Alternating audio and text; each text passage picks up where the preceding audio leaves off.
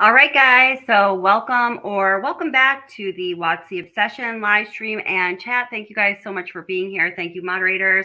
Thank you for your patience. Thank you, subscribers, people watching the replay, new subscribers, old subscribers, members, and all of you. I'm so glad y'all here because we certainly have a lot to talk about this evening. So let's see. The probable cause affidavit. It's probably no surprise to you that it was unsealed today, and one of the possibilities for the probable cause affidavit after in the state of Idaho, a suspect lands in the state of Idaho and has their initial hearing. One of the options played out, which is that the PCA or probable cause affidavit was released, but with redactions. The redactions didn't seem to be so severe as they are in some other cases, in my opinion. But I was not ready for the information that we learned through the probable cause affidavit. So before we continue, I just want to play you this little video about the probable cause affidavit. In this case, in the state of Idaho, and how it relates to what we're going to learn about Bryan Kohberger, the person, and also the crime. So, whoop, there we go. I thought it was full screen, but I wasn't. Okay, I'm going to play this. Oh, let me know how sound is. I got to grab my earbuds. Since the arrest of Bryan Kohberger on December 30th, 2022, people interested in the case and true crime sleuths alike have been scrambling around for information about the person himself. Those who have known Bryan Kohberger throughout the years have made statements and have given reports to news outlets, media sources, and have just posted on their own personal social media pages. It seems at this time we've learned just about all we can about Bryan Kohberger without learning any more from the people who conducted the investigations themselves. Many true crime sleuths and the public in general are waiting for the release of the PCA or probable cause affidavit. But how likely is it that we will be privy to all of the information contained within the probable cause affidavit shortly after Bryan Kohberger is extradited to Idaho? Questions the public would like to know the answer to include whether the suspect knew the victims and to what his alleged motive might have been and what finally prompted his arrest. The killings shook the college town of Moscow, Idaho, which hadn't seen a murder in 7 years, as some in the community grew frustrated with limited information authorities shared as their investigation developed. That was partly due to state law, which limits what information authorities can release before the suspect makes an initial appearance in court. In this case, of course, it would be in Idaho. The document containing much of the information the public wants to know can be found in the all-important probable cause affidavit, or PCA, the legal document used to justify Kohberger's arrest and to obtain a warrant. The document will remain sealed until he returns to Idaho, where he faces 4 counts of first-degree murder as well as a felony burglary charge per Lata County, Idaho prosecutors. A legal analyst and defense attorney, Joey Jackson, told CNN that document will tell us an awful lot. It will speak to the issue of probable cause, why he is under arrest, what is the justification for holding him and for going after him from a prosecution perspective. So we know that the PCA or probable cause affidavit will remain sealed at least until Kohberger's hearing in Idaho. And the question has been widely posed, is it possible that the document will remain sealed beyond his initial Idaho hearing, as it was in the Delphi case, as it pertained to suspect Richard Allen's arrest? This is a somewhat layered legal question, so I consulted an attorney, Leonard Smith, former district attorney in the state of New York, to help bring some clarity to the issue. He confirmed that the question regarding whether or not the PCA will potentially remain sealed beyond the initial Idaho hearing is largely a matter that is at the state's discretion. He explains that a judge has a discretion to keep the probable cause affidavit sealed or release the probable cause affidavit and redact it or release it in its entirety. Now, a difference between Idaho law and Indiana law, where the Delphi case happened procedurally, is that Idaho is an open record state.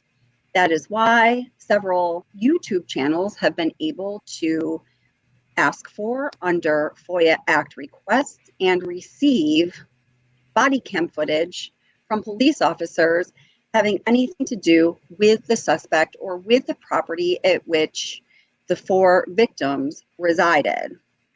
Since Idaho is an open records state, it is more unlikely that the PCA will remain sealed as it was for a short period of time after the initial hearing of Richard Allen in Indiana.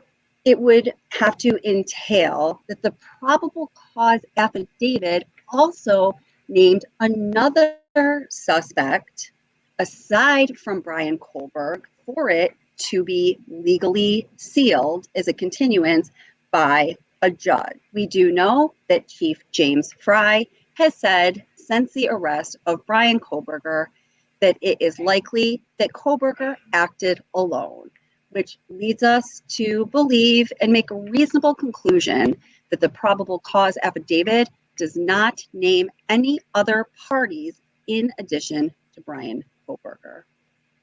It is likely that the probable cause affidavit will be unsealed and will be available to us as a matter of public open record. What is this document going to tell us? It might tell us the suspect's alleged motive.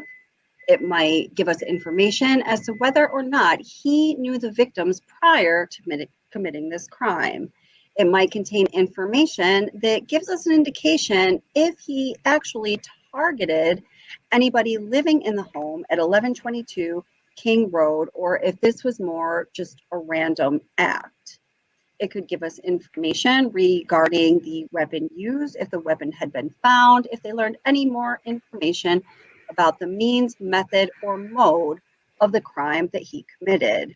It will give us information for sure as to what indicated Bryan Kohberger was the suspect and what led authorities to go to a judge requesting a warrant for his arrest, where the judge clearly granted that warrant that eventually led to Bryan Kohberger's arrest. So all of us who have been following the case are eagerly awaiting the unsealing of the probable cause affidavit.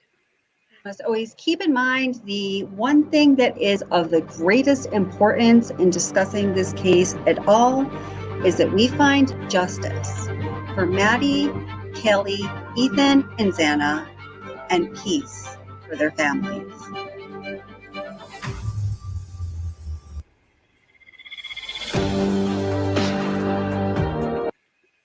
Okay, so that's just a little bit about the probable cause affidavit. I mean, there's many reasons I wanted to play that. I want to just make sure that everybody is on the same page with that we all understand exactly what the probable cause affidavit is. I know that, us true crime sleuths are very learned and educated in that kind of thing. So you probably knew exactly what it was. Whoops, I'm not ready for you to play yet. Not ready for you to play yet. But there were, I mentioned some things about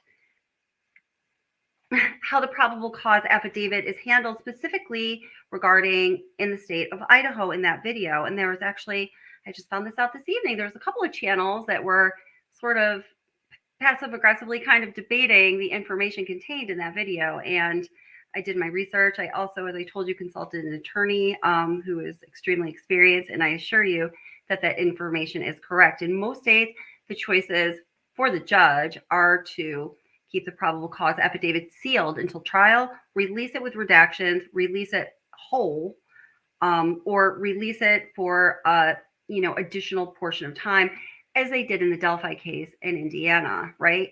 Interestingly, in Indiana, also, we know that Bryan Kohberger was pulled over in that traffic stop. And man, you guys are so smart. When I watched that video, I was 100% thinking, oh my God, as I said in the video, if you saw it, how many times I can pull this dude over and just let him go? And then you guys started commenting, being like, come on, Kelly, wake up. Letting me know that perhaps that those, more than one traffic stops weren't, just them. Oh, he's speeding. He's following too close. I was pulled over one time for following too close, and I got a ticket, and it led to another ticket. I was so angry about it because seriously, I wasn't. It was a 30-mile-an-hour speed zone in that case, but that's a whole different story. So let me just go to chat here, see what you guys think about what's going on. And yeah, so welcome everybody in chat. Hey, DC Primetime, how are you doing? Hey, Michelle, how are you doing? Hey, Pairwoman Radio, it's great to see you. Hey, Bad Gators and Crime and Crochet are my hyper focus. Always love it when you're here. Hey, Ozzy, Jen, nice to see ya. Hey, Trinity, so glad you're back. And am I saying that right? Anna, hi. I'm sorry if I'm not saying that right. Just please correct me. Hi, Double R. Yeah, I got your email. Yes, and I didn't even have a chance to go over it yet because I was busy preparing material for tonight. But I trust you. You have provided good content in the past. We're going to trust you, and we're going to go over that as well. Do you think I should go over? I should play whatever you sent me before or after we start going over the probable cause affidavit?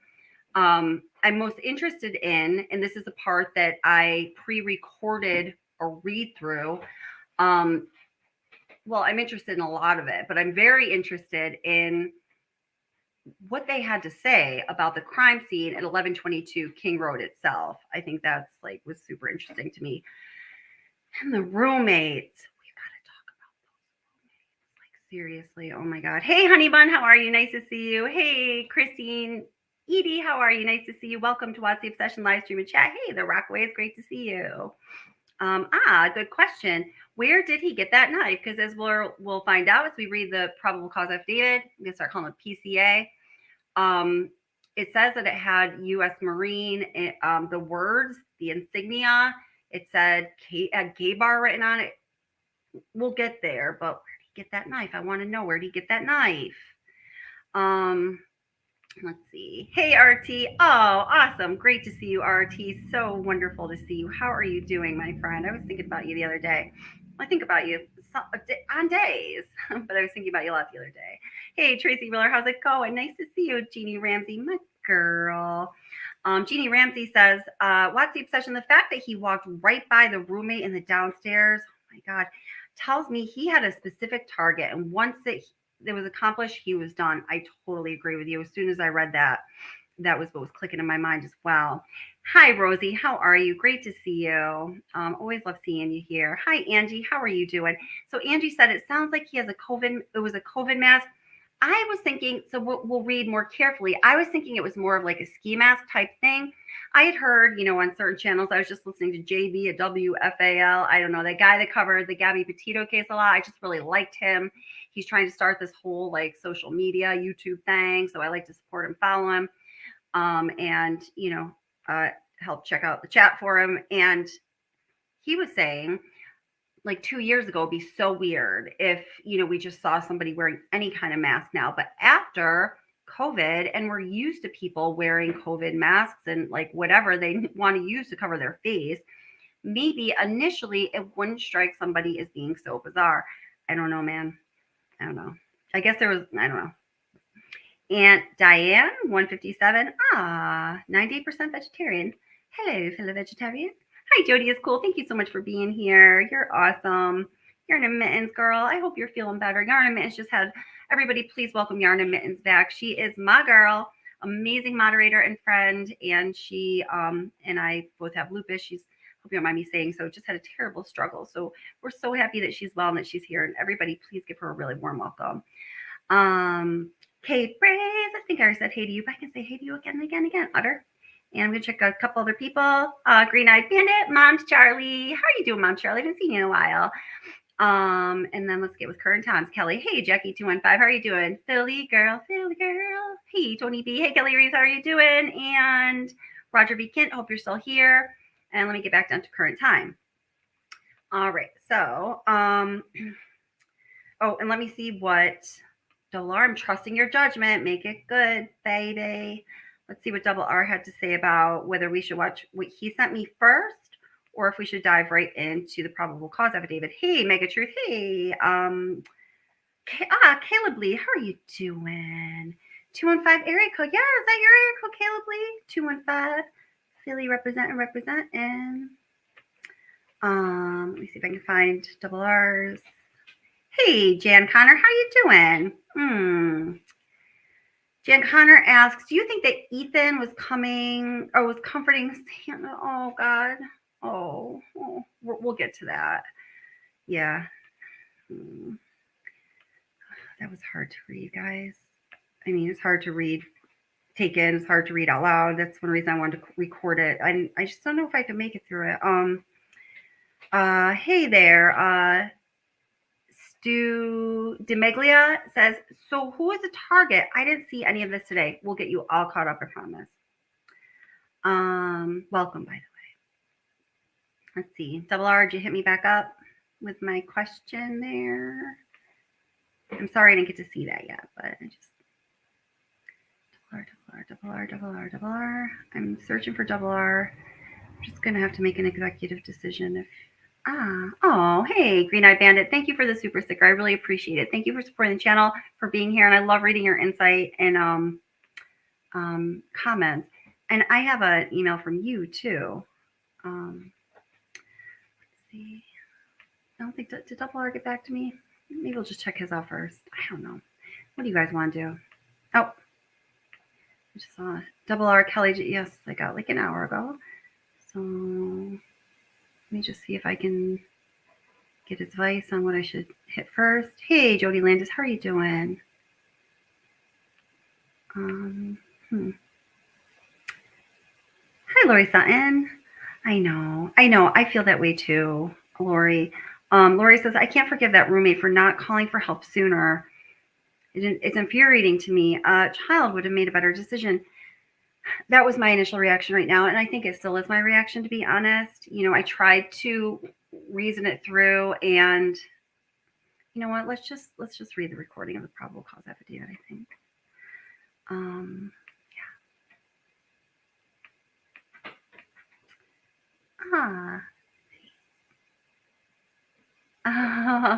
Cool.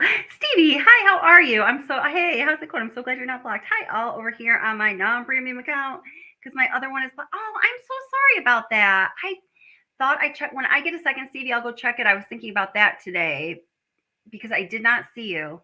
I think some of the moderators, thank you guys for doing that, have blocked some people who were being nuisances. So there's like more people blocked than there were before. Some of you guys have that power, but I'll check it out. We'll get you fixed up. I'm sorry about that, Stevie. It's absolutely not personal. I love having you as part of the channel. And Yarn and Mitten says she may have been inebriated. Very good possibility. Oh, thank you, Stevie. I appreciate it. Yeah. Yeah, go green, guys. Join memberships, only $2.99 a month. And DC Primetime has been super generous and has gifted some memberships. I gifted some memberships. So I finally figured out how to do it, and I'll be doing it again. And I'm just going to dump all of that. I keep saying I'm going to do this. Moderator, please remind me all of the, there's 2 more videos that I received from Ethan's fraternity, Sigma Chi. I feel like it's just in bad taste now to put it out on the tubes. Like go free.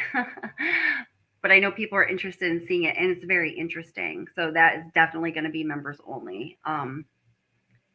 Yes, that's just how it's got to be right now. Let's see. Yarna Mitten says, Kelly, what if Ethan broke Bryan's nose and he had nothing left in him and let the girl live? God, I know. Now, I'm going to put the link up to panel. If anyone does want to come up, you're more than welcome to. Now, I just have to make sure that if we come up on panel, I love hearing from you guys. And I love it when people come up on panel. I love it when you guys have a lot to say. I love when you have a little to say. I just love hearing what you have to say. We just have to make sure that we share the floor. Because I can have like 8 people on panel. And some of us are more outgoing and bold. And some people are a little more reserved and shy. And I've never been that kind of person, but I can understand if you're more reserved and shy and you're on panel with me and other bold and brave people who are willing to say whatever they want any time of the day. It can be a little hard for them to speak up. You know what I mean? So just make sure we're sharing the floor, baby. Hi, Mia M. How are you doing? Great to see you. Mia M. Yeah, I'd love for you to come up, Mia M. If you'd like to come up, it would be great to hear from you. All right. Yeah. All right, let's just get into it. Yeah, where's Kurt, Stacy, and Leatherface? I know. I haven't seen either of them in a while. I missed both of them. I've sent Kurt an email recently. Didn't hear from him, but I know he's okay. He's been very busy. He has that horseback riding business. You know, it's really hard to be a sole proprietor, so I'm sure he'll be back. Oh, my girl, Yarn and Mittens. Welcome, sweetheart. How are you? Oh, can't hear you. Unmute yourself, baby cakes. When you're ready. Okay, how are we now? Awesome. How are you doing, girl? I am getting there, slowly but surely, Okay, right? how are we now? Good. Oh, I got feedback from you. You got to turn off whatever you got in the background. Yep, Honey. I'm turning it off. Here we go. There we go. I don't want to have to ask you to do anything.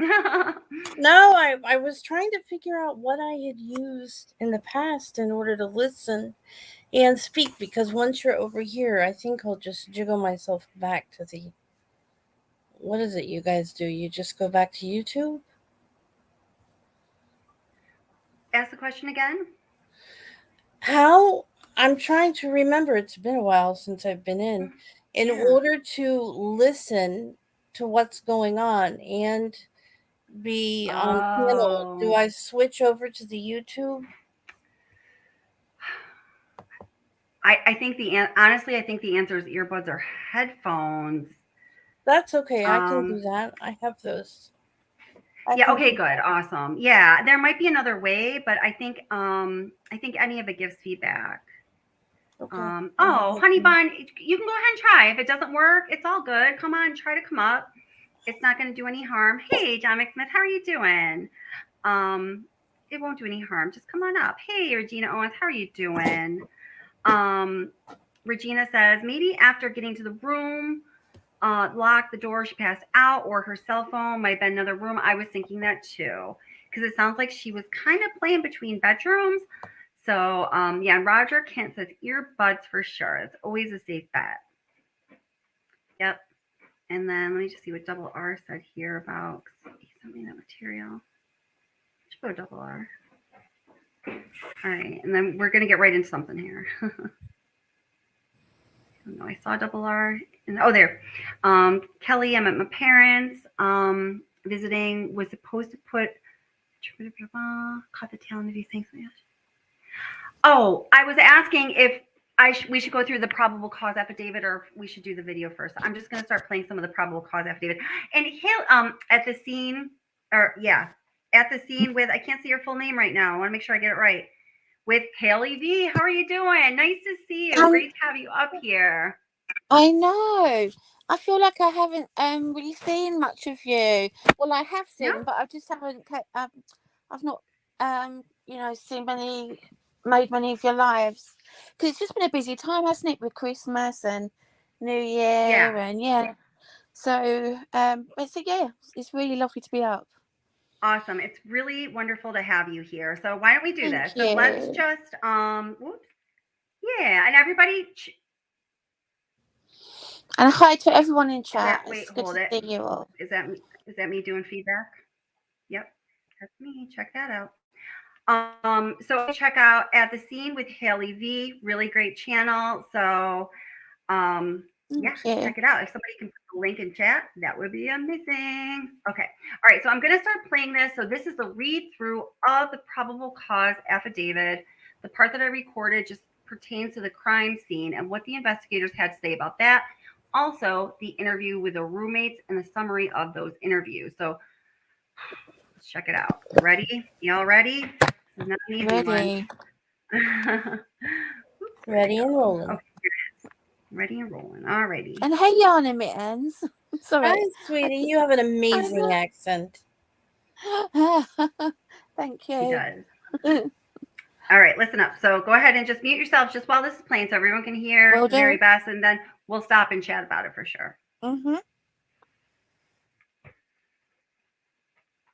Whoops.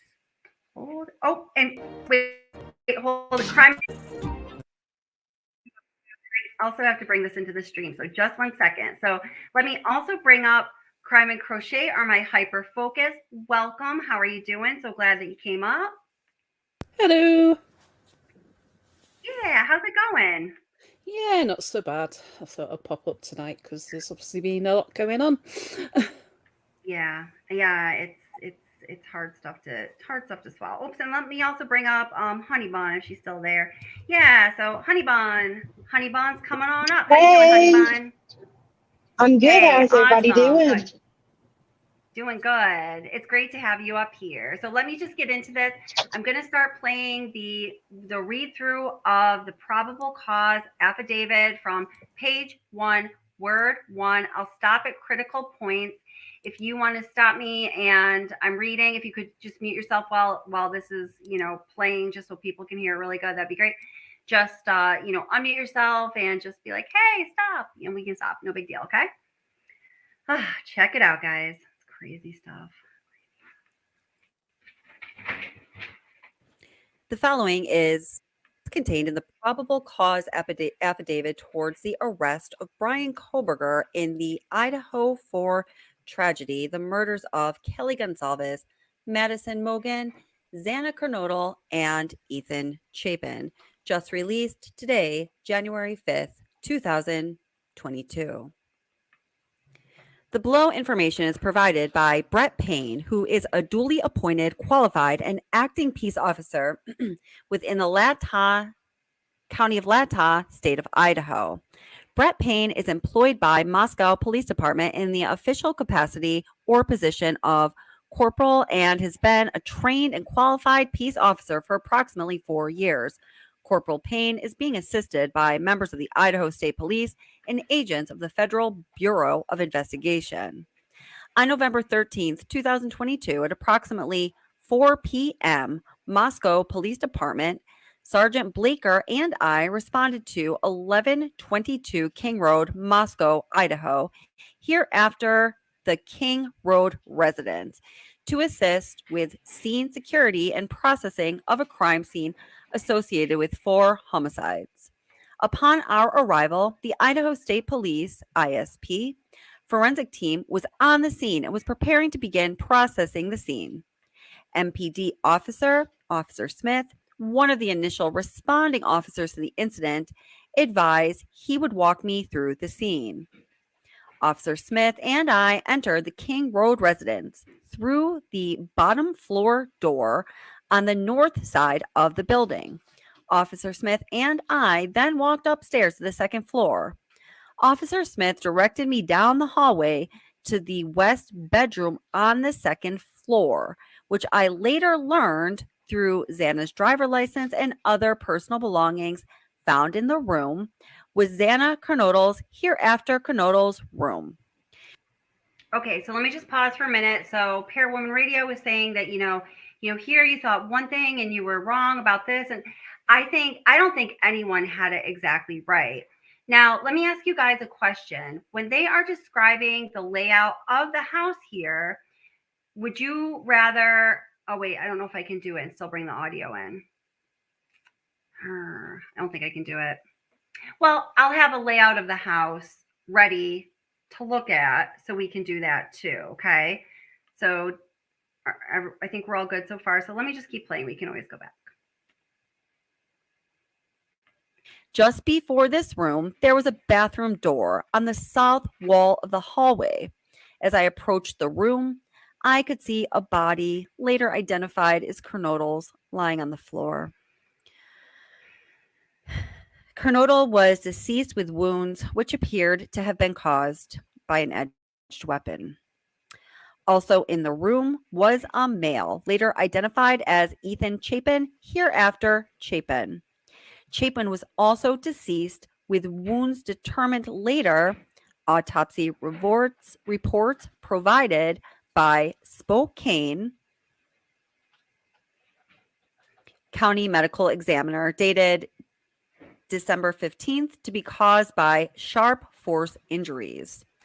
I followed Officer Smith upstairs to the third floor of the residence. The third floor consisted of Okay, so let me just recap so far. So I'm going to bring this just super simple. Well, no, it's not super simple. I made it myself. It was very complicated to make. And then I think I told you guys, I realized there was a billion other floor plans out there. Didn't need to spend all that time, but it's okay. I was happy I could do it anyway. So here is, ta-da, my floor plan of the second floor. So you see the top is the rear. The bottom of the screen would be the front of the house, right? So we're at the second floor. Now it is the bedroom, and many of you might know this. On the right-hand side of your screen where it says bedroom 2, meaning second floor front, that was Xana's bedroom. So in that PCA, when they're talking about doing the walkthrough of the crime scene, and I should put a trigger warning up, but I think that the topic itself indicates that there's a trigger warning, right? They're talking about that bathroom that's right off of that second floor bedroom, front of the house. So that's the area where they're talking about. I'm not going to be tacky and like put a person there or anything. I think we understand that's what's up, okay? Now, interesting, right?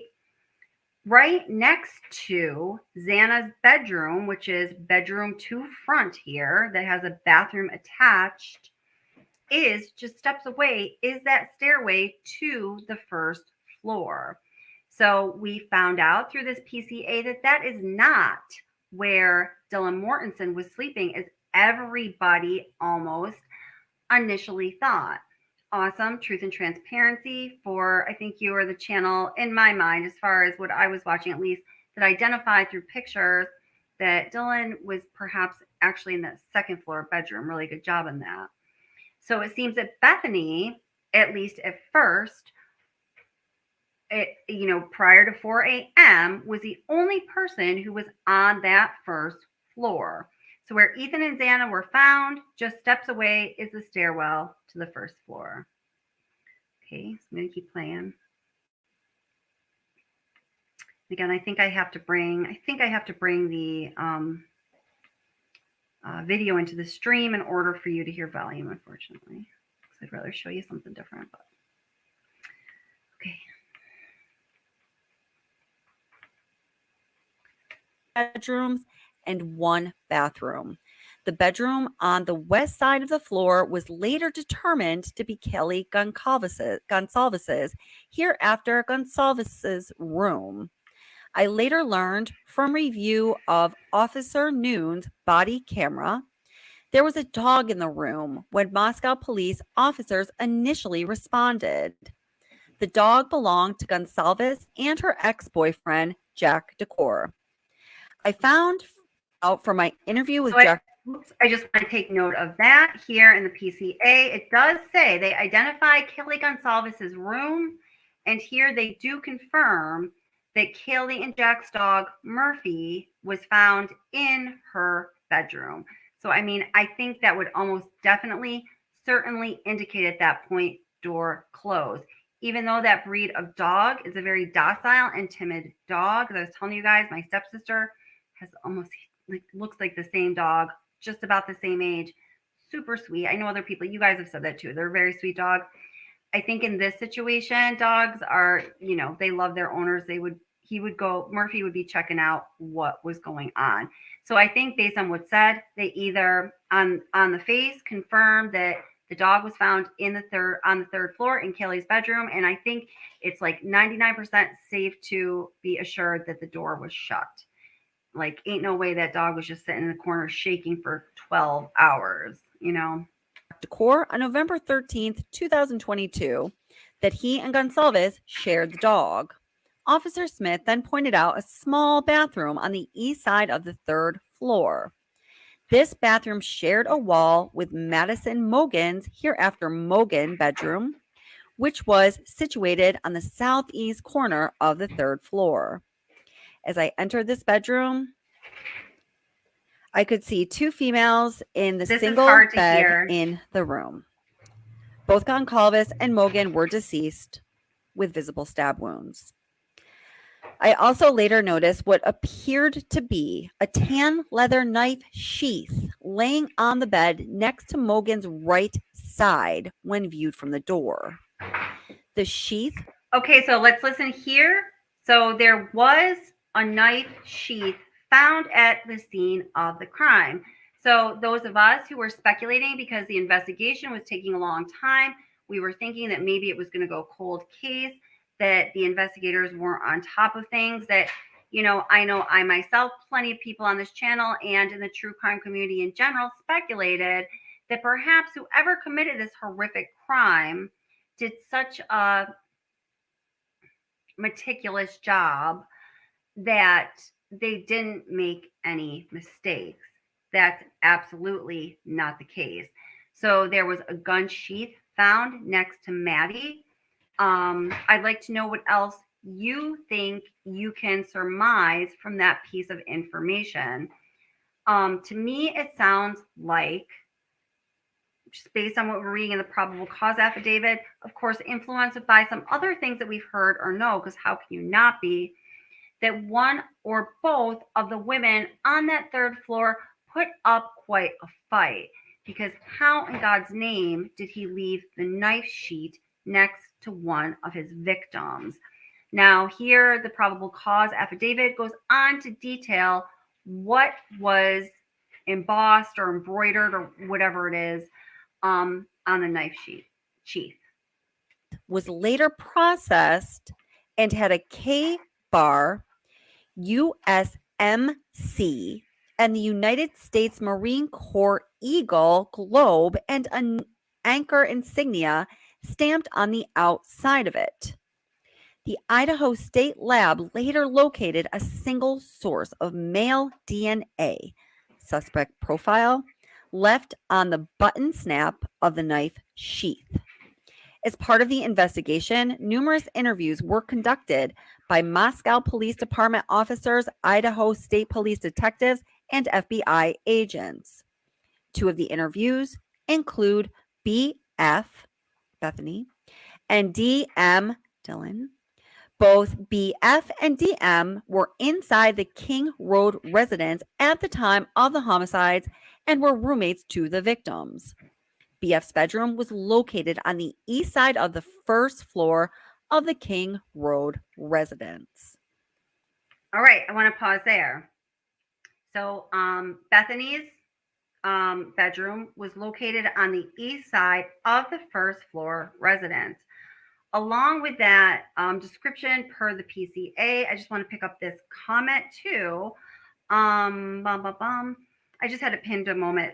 Somebody had said that, things can get confusing, especially with the second floor being, a ground floor entrance as well. So I've noticed as they're describing the scene in the house from law enforcement is referring to the first floor entrance, the lowest floor that one can enter from, as being the ground floor. So that just might be a little something to tuck away as you're listening to the verbiage and the description and what they're telling us here.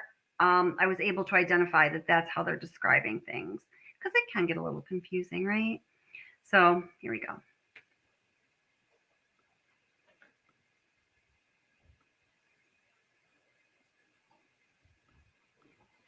Little pause.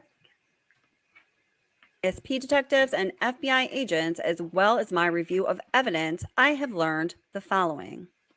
On the evening of November 12th, 2022, Chapin and Kernodle are seen by BF at the Sigma Chi House on the University of Idaho campus at 735 Nez Perce Drive from a...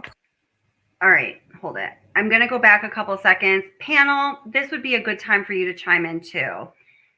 I read this over several times because this confused me. I just want to make sure I got it right. I understand law enforcement can tell us whatever they want, that maybe they're saying things to intentionally be misleading, to try to, play cat and mouse with the suspect. But in here, in the probable cause affidavit, before I take any comments from you guys, I'm just going to play this through one more time. Listen, it says that roommate Bethany saw Ethan and Xana at the Sigma Chi fraternity house. They're going to go on to say from 9 p.m. to 1:45 a.m. So this is really interesting to me regarding this big question everyone was posing, the gap in their timeline. What's up with that, right? So let me just go back a few seconds and I want to hear what panel has to say about this. Very interesting. SP detectives and FBI agents, as well as my review of evidence, I have learned the following. On the evening of November 12th, 2022, Chapin and Kernodle are seen by BF at the Sigma Chi house on the University of Idaho campus at 735 Nez Perce Drive from approximately 9 p.m. on November 12th to 1:45 a.m. on November 13th. BF also estimated that at approximately 1:45 a.m., Chapin and Kernodle returned to the King Road residence. BF also stated that Chapin did not live in the King Road residence, but was a guest of Kernodle. Okay, so did you guys all catch that? Mm-hmm. Do you need to Yeah. hear it again? So it sounds like it's pretty buttoned up. Here, I'll just read. So it says, on the evening of November 12, 2022, Chapin and Kernodle were seen by Bethany at the Sigma Chi house on University, doesn't matter the address, from approximately 9 p.m. on November 12th to 1:45 a.m. on November 13th. Bethany Funk also estimated at approximately 1:45, Ethan and Xana returned to the 1122 King Road residence. What do you guys think?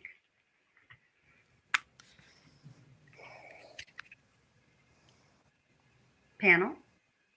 Honey Yeah, bun? sorry. It's Here, okay. I'm just Cape rereading ladies, it. yarn and mittens at the scene. Yeah, no, go ahead and reread it. I mean, it's just as plain as day. Here, I'll just read to you one more time. It says, on the evening of November 12th, 2022, Chapin and Kernodle are seen by Bethany Funk at the Sigma Chi fraternity house on the U of I campus with the address from approximately 9 p.m. on November 12th to 1:45 a.m. on November 13th. Bethany also estimates at approximately 1:45, Chapin and Kernodle returned to the King Road residence. So, but that's not that. So that's just really affirming what we already kind of knew, isn't it? Yes. They Well, all It went affirms what together. we knew originally.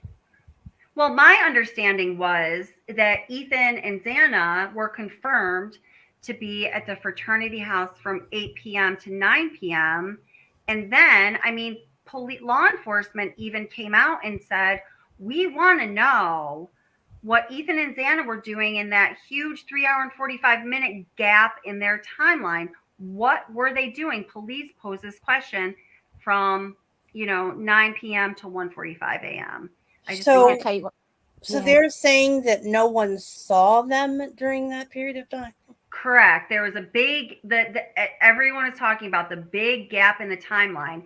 In fact, investigators came out and said, I'll find you a little video on it, that we want to know what happened, what they were doing during that time. What do you guys think? I remember there was a scandal about it, but I think that in a large group of people, I don't know, you can kind of, They had said they went to the bar, right. So, or was I that think, just speculation? well, I thought that was confirmed. No, I know that Xana's mom sort of speculated that they went to the bar. As far as I know, it wasn't concerned. Here, let me play you what law enforcement asked, okay? Here, wait, let me find it. Please, okay, here we go. Really quick, 2-minute video.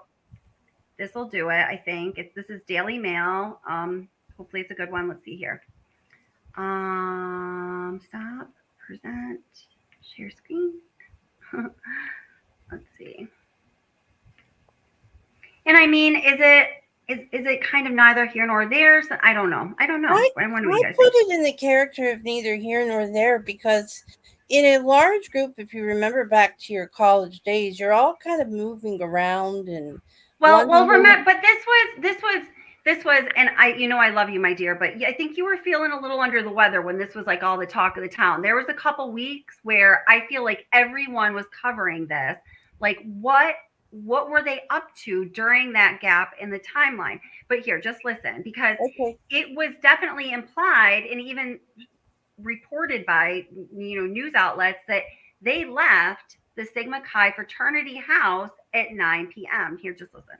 And Ethan Chapin for nearly 5 hours the night that they and 2 others were brutally stabbed to death. That is a question that police in Moscow, Idaho are asking themselves and the public. And the answer to that question may help them catch the person responsible for this quadruple homicide. Xana and Ethan, who were boyfriend and girlfriend, attended a party together hours before they were to be murdered on November 13th at Ethan's fraternity Sigma Chi. They were seen at this Sigma Chi house around 8 or 9 o'clock at night, but police believe they got home about 1:45 a.m., so that's a large chunk of time. Now, the murders are thought to have taken place between 3 or 4 a.m. What's really strange here is not a single person who attended this big frat party reported seeing the couple after 9 p.m. They didn't pop up in any social media videos or photos or any surveillance videos. It's also important to note that this house doesn't have any security cameras outside. So far, authorities have gotten more than 5,000 tips about this case, and over 1,000 photos and images have been sent to the FBI. But there's nothing in them so far to indicate where these two were for almost 5 hours. What time did they actually leave the Sigma Chi house? Where did they go after? What route did they take? Did they walk? Did they get a ride? Did they take an Uber? The answers to all of these questions could uncover a crucial piece of evidence that could help in solving this case. There's some speculation that Xana and Ethan simply went back to the house early to take advantage of the fact that none of the other roommates were there, so they had it to themselves. Xana's mom thinks they may have gone to a bar, but there isn't any current evidence to support that theory, so I'm not sure where she's getting it. At any rate, the cops want the public's help. If you know where they were, if you've got photos with them in the background, please submit a tip to Moscow PD. Okay, so yeah, so I guess that in my opinion is exactly why, she made the point. I wasn't thinking of it on my own. The question would be critical that, and I guess if police were, hot on the trail of this dude and we just didn't know it, maybe it's neither here nor there, but police did put out the question, we want information pertaining to what Ethan and Xana were doing between 9 p.m. and 1:45 a.m. because there's a huge gap in the timeline. We don't know. So please send us in tips, send us in anything you know. And as a result, a lot of tips, a lot of information, a lot of surveillance or footage, not from like police body cams as far as I know, but from private persons was sent into the authorities. Almost like a missing persons poster. Yeah. Where the equivalence of it they were making. In light of what we read today, though, where is its water carried? You know what I'm Who's seen them? Who said they seen them? Okay, so listen. So here's okay, let me wrap this up. I was trying to like keep it open, but I'm just gonna wrap it up with my thinking here. Or not wrap it up, like end it, but tighten up what I'm asking. I think that's what I'm saying. So the probable cause affidavit was shocking to me in a number of ways. I think that most people who are following this case, if they said that it wasn't at all shocking to them, are lying. There were, I said, I think in a community post, everything we know is wrong. There were a lot of assumptions. Many people were going on. Even the most conservative of sleuthy theorists were, thinking at least a certain set of details was almost like fact, right?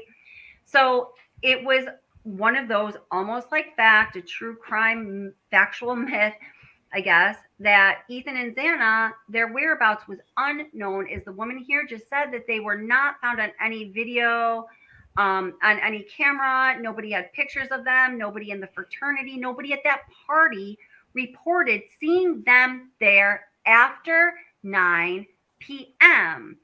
So Mhm. back to the biggest shocker of this probable cause affidavit for me, I think, are the roommates' accounts. So it is one of the roommates' accounts, not the most shocking roommate, not Dylan, but Bethany's account, as it says in the probable cause affidavit, that puts them at the fraternity party from specifically 9 p.m. to 1:45 a.m. The exact hours that law enforcement was putting the SOS out to the public looking for information as to where they were. So again, Bethany Funk, the roommate, says on the evening of November 12th, Chapin and Kernodle were seen by Bethany at the Sigma Chi house on the University of Idaho campus with an address from approximately 9 p.m. to 1:45 a.m. Bethany also estimates that they arrived home at approximately 1:45 a.m. So let's see. At the scene with Haley V, what do you think about that? I think it's interesting to it's worthwhile bearing in mind that we do know, that the police knew a lot more than we ever thought they did. And they kind of were playing a few little games, a few little kind of mind games, I feel, in regards to Bryan. So were they just trying to kind of,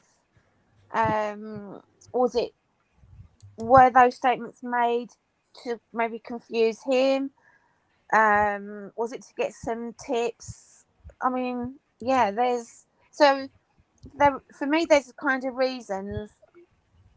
I can reason why there may have been that confusion, but I do think that it's sort of now, it's neither here or there in a way. Well, let me just bring up I just want to read Roger's comment here. And this is the only reason I think it would be anything to really examine. So he says Xana's dad had contact. I thought he said that they had returned and they were home watching a movie. So let's say that really was the case, because probably Xana's dad would know, right? Maybe let's just say that's the case. Yet in the probable cause affidavit, the authorities cite Bethany as having them at this frat party that everyone said that they weren't at. I guess what that would mean to me is there more to come? Like, are there other arrests that might be made? Are authorities still playing those games for a purpose that is larger than what we know? Possibly, probably not, possibly. I just thought that was really interesting. So I mean, it's if definitely Xana's dad, if Xana's dad's saying that they went and watched a movie, that would account for a couple of hours out of that time. And I don't want to sort of be crude here, but young couple, figure out that they've got the house to themselves, Canoodling go home for of a different kind. a bit of canoodling, exactly. Yes, of course. It's if it was like nobody had seen them at all in that evening, it would be a bit more dubious. But if they've been at the frat house and then they've gone home for a bit and then gone back to the frat house, I don't understand. Initial reports that they weren't there after 10 o'clock or whatever, and then it's now saying that they left. And remember, later. We don't know because no one's saying no one's saying how long they were. So what if, for instance, they were at the frat house, they went back, had their little bit of couple time, and then maybe went back again. So that's not we don't know that exact movements in that way, do we? Right. Yeah. Right. And and I guess the reason why it's important to me, it was standing out in my mind is,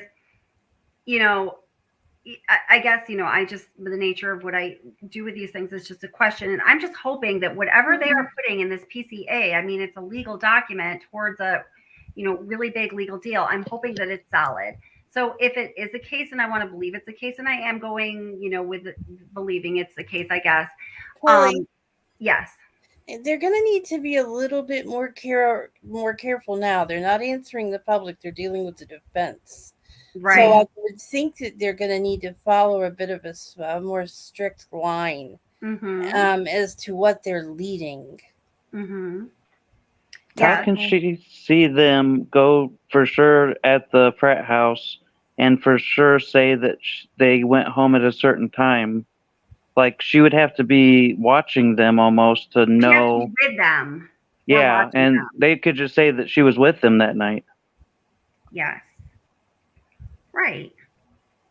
Yeah. And it's weird that that's the only thing that she has involvement in, because they said she was the one that was on the first floor, right?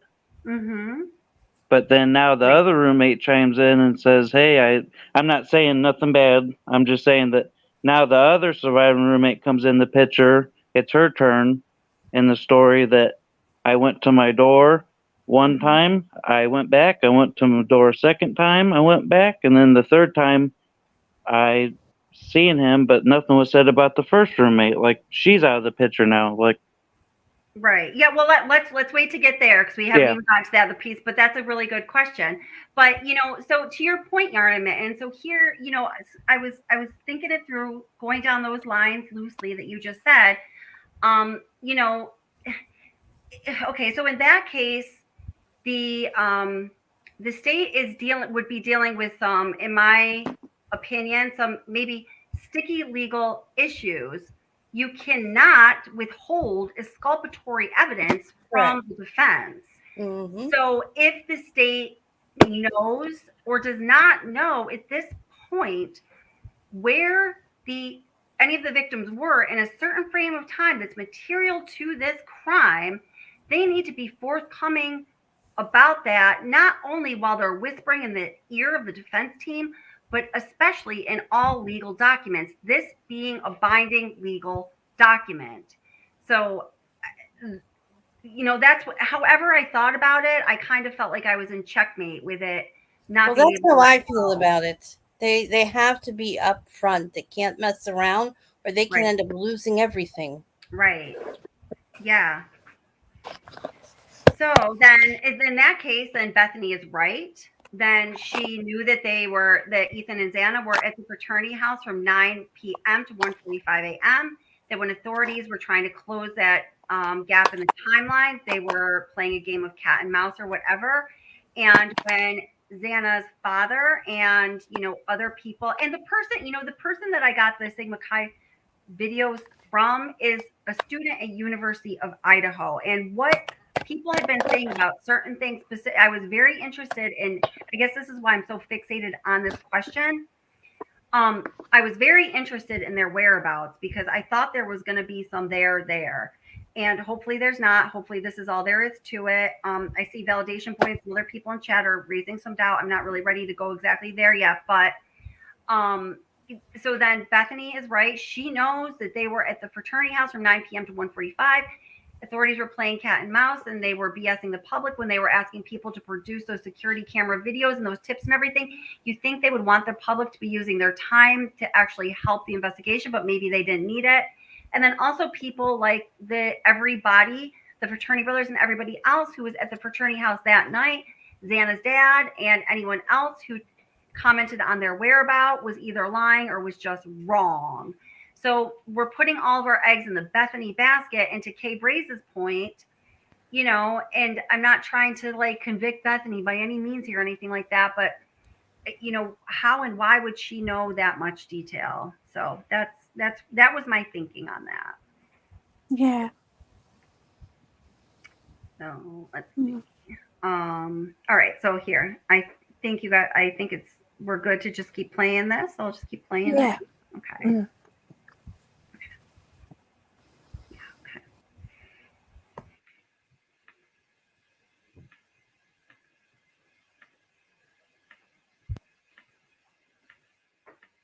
There we go.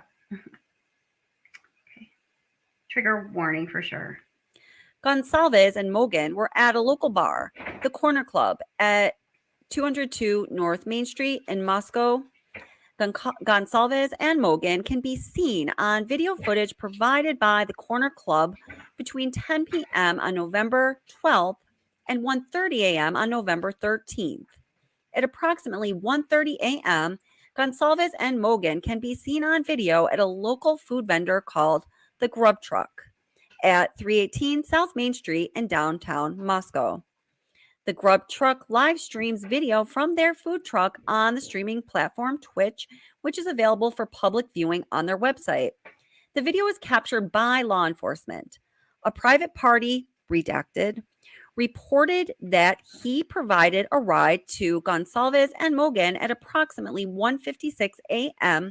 from downtown Moscow in front of the Grub Truck to the King Road residence. Roommates Dylan and Bethany both made statements during interviews that indicated the occupants of the King Road residence were home by 2 a.m. and asleep, or at least in their rooms, by approximately 4 a.m. This is with the exception of Kernodle, who received a DoorDash order at the residence at approximately 4 a.m. Law enforcement identified the DoorDash delivery driver who reported this information. All right. So if you didn't catch that, they do confirm. Now, remember, there was all this talk of there being a Jack in the Box delivery with Xana's name on it. So, in the probable cause affidavit, it does say, let me actually open the page. I can read. It was on the table or counter in the kitchen in one of the videos. Yeah. I thought I did see it. I didn't see it as clearly as everyone else did, but it says, Dylan Mortensen and Bethany Funk both made statements during interviews that indicated the occupants of the King Road residence were home by 2 a.m. and asleep, or at least in their rooms, by approximately 4 a.m. This is with the exception of Kernodle, who received a DoorDash order at the residence at approximately 4 a.m. And they talked to the DoorDash delivery dude. There is also a record later in the PCA, we're going to find out, that Xana was on TikTok at 4:12 a.m. So now, and this is, to me, this was one of the most upsetting things to learn, because now when authorities have adjusted their timeline of the crime, or when they're being forthcoming about the timeline of the crime due to penalties like throwing the case if you're withholding exculpatory evidence from the defense. Kelly, can I insert something? You know who I really want to see? Could I finish my sentence, then you can insert something? Yeah. Okay, so that Xana was up at 4:12. The new timeline that the police put forth for the actual event to happen is between 4 a.m. and 4:25 a.m. So right between that 25-minute period when law enforcement is now saying, yes, we've narrowed down, this is when it happened, we know that Xana was on TikTok. So it's just upsetting to me. Go ahead. I don't know how anyone else is feeling, but one of the things about today that unwound me was they took away a little bit of the comfort that the coroner had given us. When she gave us all of the mishigas that she gave us, telling us that they had likely been asleep or were very sleepy, all that was taken away from us today when we found out that they're going into this wide awake. They're aware, their ability to judge pain, their perception of something bad is happening to them. And just hearing that there was weeping heard, crying heard. The coroner, I really want to see the coroner held responsible for some of the... She has been a piece of shit since day one, hasn't she? Yes. Let's just call a spade here. Yep. Completely not professional, completely out of protocol, completely out of bounds, completely. I think she needs to step down from her position. I agree with you. This is the problem when to what you just said, Kelly. Coroners elected. Right. Yes. It's who gets the most votes. It doesn't necessarily mean they're the right person for the job. Mm-hmm. Well, clearly this one is not. Yeah. Yeah. Usually they're elected in the states, at least. It can be, there's a little bit of liberty that's up to state discretion. It can be elected or appointed, but really it's the same thing. So if you're not elected, you're going to be appointed by someone who's elected. So what we just read, Kelly, now we're saying both the surviving roommates are saying they've seen everybody up, or at least in their room. Both of them have said that now. Correct. Yeah. It's troubling, isn't it? It's hard. Well, it's just hard to, or maybe my brain hasn't processed it yet. I don't know. They said at a certain time, didn't they? By a certain time, both roommates said that they were in their rooms at least, maybe not asleep. What time was that? By 4 a.m. And then they said the unalivings happened a few minutes later? Come on now. The new police timeline on that is 4 a.m. to 4:25, and again with Xana Kernodle logging in her activity on, I'm not sure which, honestly, can't remember. TikTok at 4:12, right in the middle of that timeline. So they would have had to have checked or seen or been upstairs and all the way upstairs to the third floor to say, yeah, they were all in their rooms at least. And we don't know if they're sleeping. That's what their report says, that both roommates said that. But then literally minutes later, they're saying all this unwound.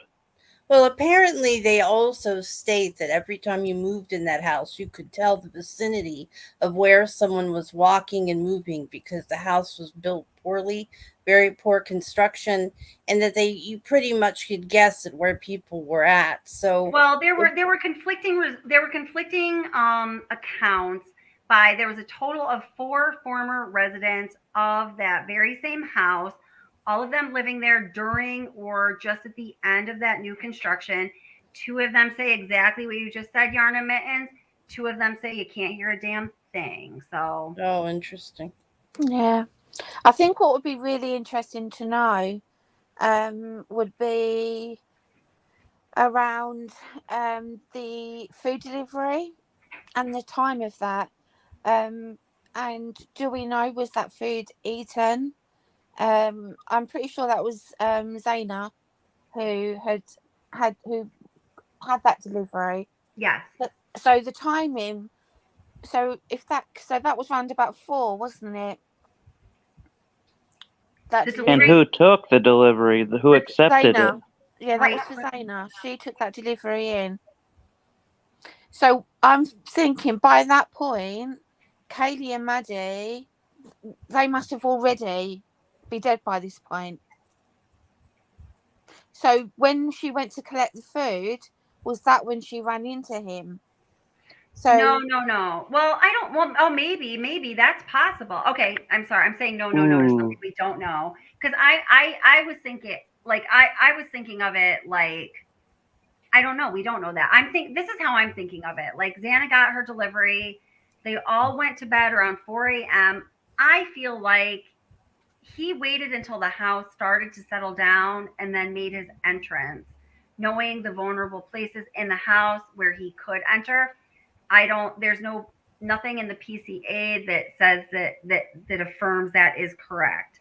But there are definitely different ways of thinking of it. It does let us know that he a felony burglary. So it would appear as if he were in the house prior to everyone. Well, why couldn't he have a felony burglary charge by entering after they were in the house? Or is that what you just said? Can you say that again? I'm sorry. I may have gotten confused.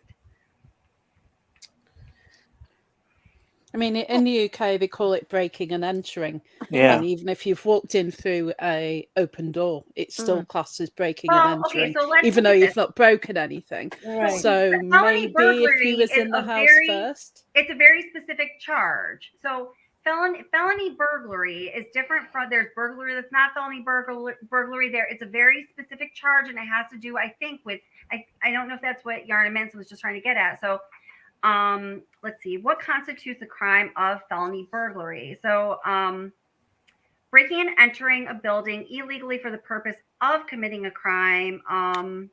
No physical breaking and entering is required. The offender must simply trespass through an open door. But the felony burglary is it with the intent to kill? Is it with the intent to commit a crime that is separate from just trespassing on its own? Or I didn't know if I think that's maybe all it is. So. I just thought of something. Go ahead. What food service was it? DoorDash. Okay, now someone had to have either taken it at the door. At which door would a DoorDash go to? Climb up the side of the house and go to the back sliding door in the dark, or go to the first floor where the one roommate was at already, or did Xana go outside and someone followed her in? Well, Yeah, they spoke to the delivery driver, and the delivery was made at the front door, and Xana was the one that came to collect the food. I didn't see where they said the front door. That's why I was wondering.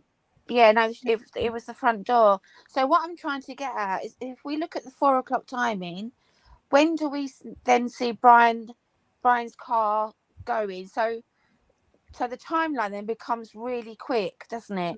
It does, yeah. Right. So now we're looking at to murder 4 people in that timeline. If we're saying that it was done after the food delivery, then that would be.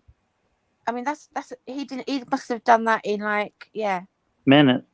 Right. Yeah. So I'm thinking that he was already in that house when Xana went to get that food. Yeah. Can we bring up the Reddit stories that go ahead, that were highly suspicious that Bryan was behind some of that? I did find today's revelation to be interesting, because in the Reddits he mentioned the knowledge about or the information that the knife sheath had gone missing. And exactly. in the Reddits, do you want me to wait till you get there? No, I mean, well, I guess let's listen to that. Maybe we should just keep moving through the probable cause affidavit. There's so much in there. And then same with that, video. I know a lot of other people, and I know Jody is cool, and a couple other people said they want to listen to it again. I know I posted on this channel, the one that Double R brought during the live stream a while ago. And thank you again, Double R. With the person who many speculate, is it Bryan Kohberger who gives that account? So I read the probable cause affidavit. I listened to that. I read key parts of it again, and I listened to it again. And I think it's him. I think they're strikingly similar, and I think it's information that nobody would know but the person who committed the offenses. Hi, Daylight Disinfectant. I only brought it up because it mentions kind of the timeline. It puts Kaylee is wide awake because she tried to run out of the room, and that was going to address the timeline issue. But let's go ahead. And also he also addresses the timeline issue in that recording with the scream when the car passes by, and I mean Reddit, and I think the Reddit posts and that video say essentially the same thing. Yeah. Okay, so let me just continue with the PCA here.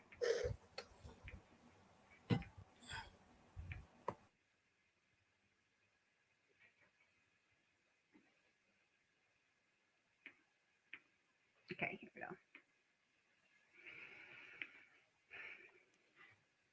DM stated she originally went to sleep in her bedroom on the southeast side of the 2nd floor. DM stated she was awoken at approximately 4 a.m. by what she stated sounded like Gonsalves playing with her dog in one of the upstairs bedrooms, which were located on the 3rd floor. A short time later, DM said she heard who she thought was Gonsalves say something to the effect of, "There's someone here." A review of records obtained from a forensic download of Kernodle's phone showed this could have also been Kernodle, as her cellular phone indicated she was likely awake and using TikTok app at approximately 4:12 a.m. DM, Dylan Mortensen, stated she looked out of her bedroom but did not see anything when she heard the comment about someone being in the house. DM stated she opened her door a second time when she heard what she thought was crying coming from Kernodle's room. Oh, DM then said she heard a male voice say something to the effect of, quote, "It's okay, I'm going to help you," end quote. At approximately 4:17 a.m., a security camera located at 1112 King Road, a resident immediately to the northwest of 1122 King Road, picked up a distorted audio of what sounded like voices or a whimper followed by a loud thud. A dog can also be heard barking numerous times. I just want to reiterate that because I think it's important. It says apparently an approximate, or I'm sorry, not apparently, scratch apparently. So I'm going to go back a little more. Okay. So Dylan Mortensen stated she looked out of her bedroom but did not see anything when she heard the comment about someone being in the house. Dylan Mortensen stated she opened the door a second time when she heard what she thought was crying coming from Kernodle's room. Dylan Mortensen then said she heard a male voice saying something to the effect of, "It's okay, I'm going to help you." At approximately 4:17 a.m., a security camera located, they give the address, but the important thing is it's 50, is it yards or feet? Yeah, 50 feet from the wall of Kernodle's bedroom, picked up a distorted audio of what sounded like voices or a whimper, followed by a loud thud. A dog can also be heard barking numerous times, and this begins at 4:17 a.m. Again, that's 50 feet from Xana's bedroom. So then, here, I'll just continue on here. Times starting at 4:17 a.m. The security camera is less than 50 feet from the west wall of Kernodle's bedroom. DM stated she opened her door for the third time after she heard the crying and saw a figure clad in black clothing and a mask that covered the person's mouth and nose walking towards her. Hold it. I know it's an intense part, but I just need to read this because you know what? Thank you for putting this together. So Natalie Hess makes a really important comment. Thank you, Natalie. Yes, his ping stopped between like 2:45 and 4:50 a.m. So that's when he would have been in the house. So he would have been in the house or around the crime scene getting ready. Possibly, yes, you might be right in the house. I'm like debating that because that wasn't what I was thinking, but I may need to change my mind as you guys have prompted me to do many times before. You know, we are going to be learning through this PCA, if you haven't already heard or read it, that his phone pinged near this house, really close to this house, many times, including the morning after the crime, before authorities arrived, and many times before. However, as Natalie Hess smartly points out here, he didn't have any pings between 2:45 and 4:50. So he must have, turned off the phone at that point. Really great connection there, Natalie. Thank you. DM described the figure as 5'10" or taller, male, not very muscular, but athletically built with bushy eyebrows. The male walked past DM as she stood in a frozen shock phase. That's a quote. The male walked down towards the back sliding glass door. DM locked herself in her room after seeing the male. DM did not state that she recognized the male. This leads investigators to believe that the murderer left the scene. The combination of DM statements to law enforcement, reviews of forensic downloads of records from BF and DM's phone, and video of a suspect, video as described below, leads investigators to believe that the homicides occurred between 4 a.m. and 4:25 a.m. All right, I just want to stop. So I'm hearing different numbers here, and 420 zombie is correct here. I don't know who said what, but I read the whole affidavit. I read it a couple times too, and you are correct. 420 Zombie, who says, I read the whole affidavit. And it says he was at their house 12 times before he committed the murder. I saw the number 15. I saw the number 20. I saw the number 30. The number is 12, according to law enforcement. Okay. Yeah. Okay. On November 13th, you may add. During the processing of the crime scene, investigators found a latent shoe print. This was located during the second processing of the crime scene by the ISP forensic team by first using a presumptive blood test and then the amino black, a protein stain that detects the presence of cellular material. The detected shoe print showed a diamond-shaped pattern similar to the pattern of a Vons type shoe sole just outside the door of DM's bedroom, located on the second floor. This is consistent with DM's statement regarding the suspect's path of travel. As part of the investigation, an extensive search, commonly referred to in law enforcement as a video canvas, was conducted in the area of the King Road residence. This video canvas was to obtain any footage from the early morning hours of November 13th, 2022 in the area of the King Road residence and surrounding neighborhoods in effort to locate their suspects or suspect vehicle traveling or leaving from the King Road residence. This video canvas resulted in the collection of numerous surveillance videos in the area from both residential and business addresses. I have reviewed numerous videos that were collected and have had conversations with other MPD officers, ISP detectives, and FBI agents that are similarly reviewing footage that was obtained. So that concludes a part of the PCA that has to do with the All right, there obviously is more. That's just the part that I had recorded. Now, I did just crime scene itself. I just texted two attorneys, one being my dad, the other being a good friend of mine who is a 11:20 attorney, and I asked him about the necessity to have all of your facts shined up and clean and ducks in a row in the probable cause affidavit. And both of that said something to the effect, you betcha, or the arrest itself can be thrown out by even a novice defense attorney. Okay.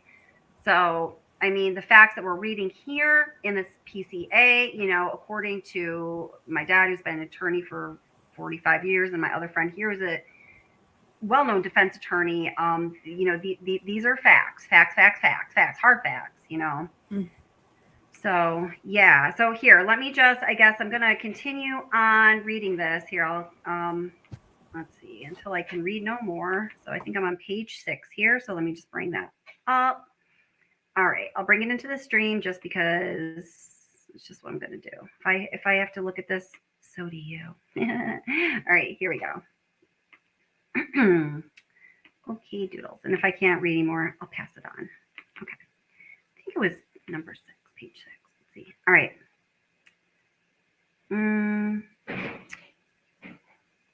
Okay. So yeah. So then it goes on to talk about the vehicle. So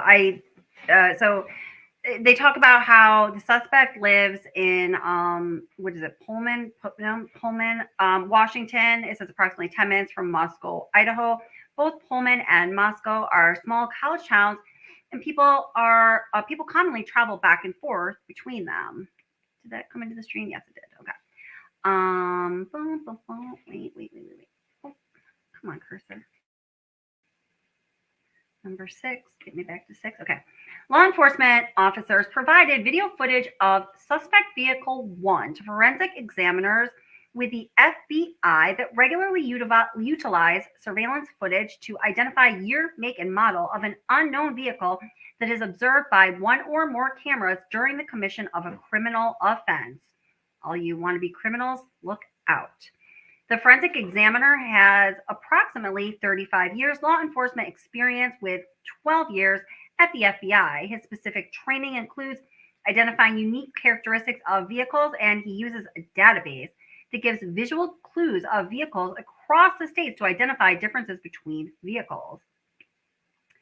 After reviewing the numerous observations of suspect vehicle 1, the forensic examiner initially believed that suspect vehicle 1 was a 2011 to 2013 Hyundai Elantra, so we answer this question. Upon further review, he indicated it could also be a 2011 to 2016 Hyundai Elantra. As a result, investigators have been reviewing information on persons in possession of a vehicle that is of the make 2011 to 2016 white Hyundai Elantra. Investigators were given access to video footage on the Washington State University campus located in Pullman, Washington. A review of that video indicated that at approximately 2:44 a.m. on November 13th, 2022, a white sedan, which was consistent with a description of the white Elantra known as suspect vehicle 1, was observed on WSU surveillance cameras traveling north on southbound Nevada Street at Northeast Stadium Way. I would just like to note that it was from the hours of 2:45 to 4, I don't remember the exact time, when there was, or was it 2:50, there was no cell signal whatsoever from Kohberger's phone. At approximately, so this is consistent. At approximately 2:53 a.m., a white sedan, which is consistent with a description of the white Hyundai Elantra known as suspect vehicle 1, was observed traveling southeast on Nevada Street in Pullman, Washington, towards State Route 270. Okay, let me go on to page 7 and bring it in the stream. Just one moment here. Stream. Stop screen. Present. Start screen. 7. Okay. We even have a visual here. Is provided to the same FBI forensic examiner. The forensic examiner identified the vehicle observed in Pullman, Washington as being a 2014 to 2016 Hyundai Elantra. At approximately 5:25 a.m., a white sedan, which was consistent with the description of suspect vehicle 1, was observed on 5 cameras in Pullman, Washington, on Washington State University campus cameras. The first camera that recorded the white sedan was located at 1300 Johnson Road in Pullman. The white sedan was observed traveling northbound on Johnson Road. Johnson Road leads directly back to West Palouse River Drive in Moscow, which intersects with Conestoga Drive. The white sedan was then observed turning north on Bishop Boulevard and northwest on State Route 270. At approximately 5:27 a.m., the white Hyundai Elantra was observed on cameras traveling northbound on Stadium Way and Nevada Street, Stadium Way at Grimes Way, Stadium Drive at Wilson Road, and Stadium Way at Cougar Way. I started to map this out for you guys. Wasn't able to do it by the time the live stream was aired. Depiction showing Moscow and Pullman. Going to page 8. This is very interesting stuff in here. Sad, very sad stuff. Interesting too. Alrighty. Page 8.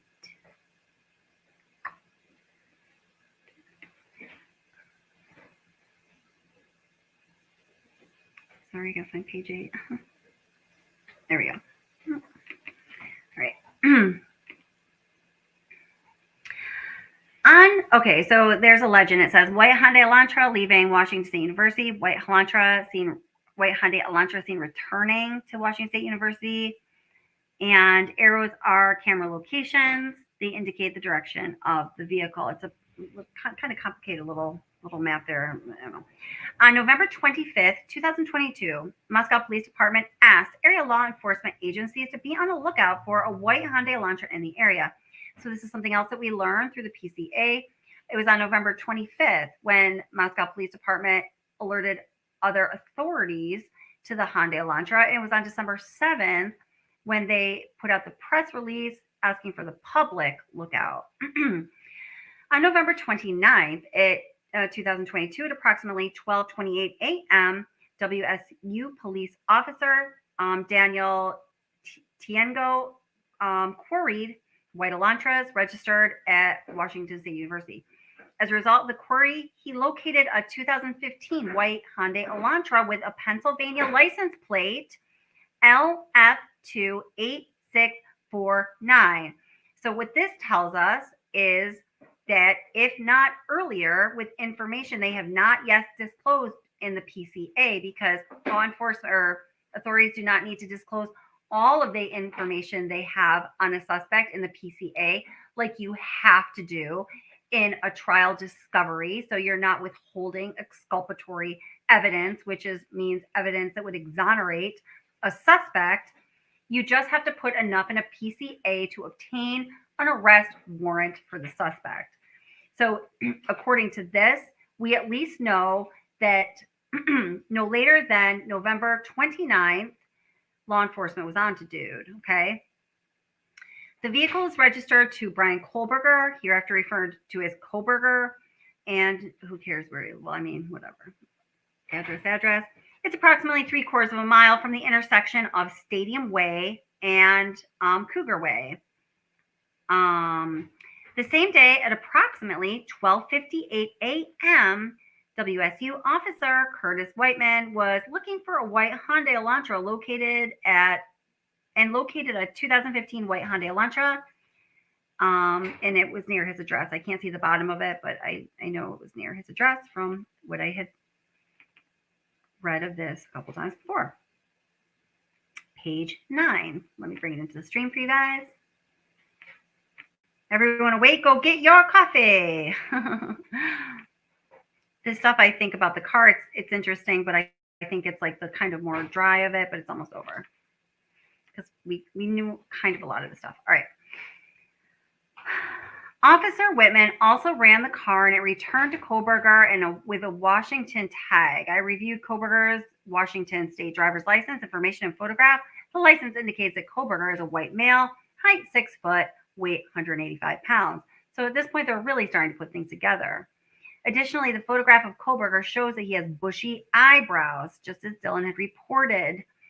Kohberger's physical description is consistent with the description of the male that Dylan Mortensen saw inside the King Road residence on November 13th. Yes, lots of compassion for her and still also lots of questions. Further investigation, including a review of the Latah County Sheriff's deputies, Corporal Duke's body cam, and reports, showed that on August 21st, Kohberger was detained as part of a traffic stop that occurred in Moscow, Idaho. At the time, Kohberger, who was the sole occupant, was driving his car. During the stop, which was recorded via law enforcement body cam, Kohberger provided his phone number as redacted. Hereafter redacted, it's a cellular phone number. Investigators conducted electronic database queries and learned that the phone number is a number that's issued by AT&T. This gets interesting with different phone carrier companies and how long they retain records and how hard they make it for law enforcement to obtain those records. I'm going to keep reading. On October 14th, 2022, Kohberger was detained as part of a traffic stop by WSU police officer. Upon review of that body cam, Kohberger was the sole occupant driving his car. On November 18th, according to Washington State licensing, Kohberger registered his car. Prior to that time, his car was registered in PA, which does not require a front license plate to be displayed. Oh, how much they know. Page 10. Just bring it into the stream here. Thank you, everybody who is here and watching. Appreciate you being here. Welcome. Get comfy and chat. No one's going to bite. In fact, everyone's super awesome. Okay. Thank you, moderators. Alrighty. Next. I know that Idaho and Washington require front and back license plates to be displayed. Investigators believe that Kohberger is still driving his car by a license plate reader. Oh, and this is on December 13th. So now he's on December 13th, he's driving across country with dad. A camera in Colorado captured him. Kohberger's Elantra was then queried on December 15th, which is that body cam footage I posted on my channel. A lot of people have it on their channel with his dad in the car, caught by TMZ, or not caught by TMZ, but obtained by TMZ, by law enforcement in Hancock County, Indiana, on December 16th, 2022, at approximately 2:26 p.m. Surveillance video showed Kohberger's car in Albertsville, Pennsylvania. The sole occupant of the vehicle was a white male. The description consistent with Kohberger. Based on the information provided by WSU website, Kohberger is a PhD student, criminology. He applied for an internship with the Pullman Police Department in the fall of 2022. How interesting is that? Kohberger wrote in his essay, he had interest in assisting rural law enforcement agencies with how to better collect and analyze technological data in public safety operations. Kohberger also posted a Reddit survey, which can be found on my channel and a lot of other channels and by open source internet search. The survey asked for participants to provide information to understand how emotions and psychological traits influence decision-making when committing a crime.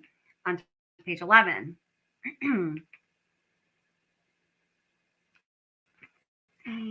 Stop screen, present. Thank you everybody in chat for hanging out and listening. My voice is starting to go a little bit. All right, here we go.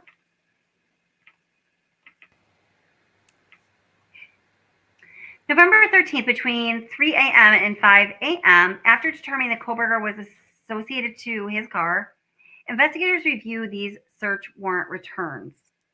A query of his phone showed him utilizing towers, resources, in close proximity to Kings Road residence between 3 a.m. and 5 a.m. Oh, wait. So that's in contradiction to what I had said. Okay, so let's just read this.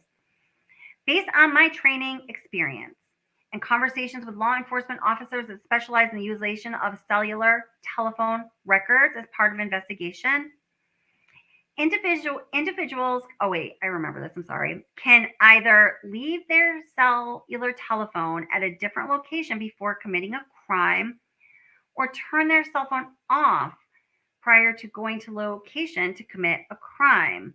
This is done by subjects in an effort to avoid alerting law enforcement by their cell, okay? I also know that on numerous occasions, subjects will surveil an area where they intend to commit a crime.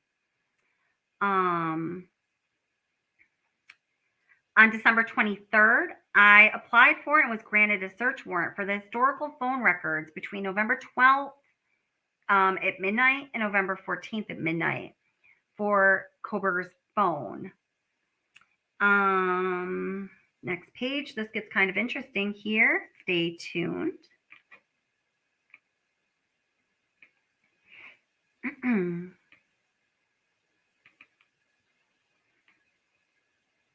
gotta find page 12. My computer hates me right now. Okay, here we go. Alrighty. The records also included historical cell site information for Kohberger's phone. After receiving this info, I consulted with an FBI dude. He is well qualified. I'm sorry, I just don't want to read every single word here. From the information provided by that well-qualified FBI dude, I was able to determine estimated locations for Kohberger's phone, November 12th and 13th. On November 13th at 2:42 a.m. 2:42 a.m. Okay, the phone was utilizing cellular resources at Northeast Valley Road, which is Kohberger's residence, at 2:47, and this is the morning of the tragedy.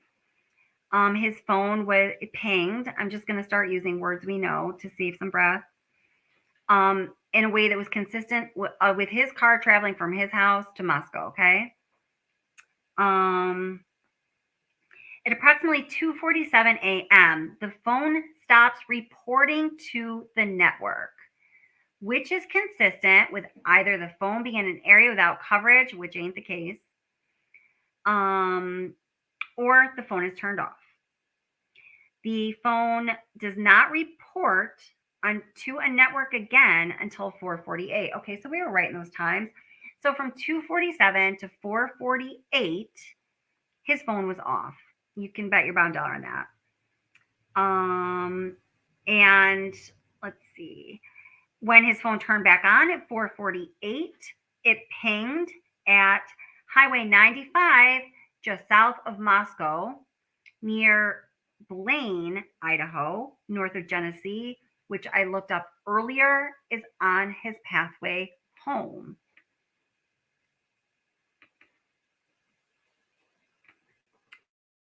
Slide 13, or page 13. Let's see.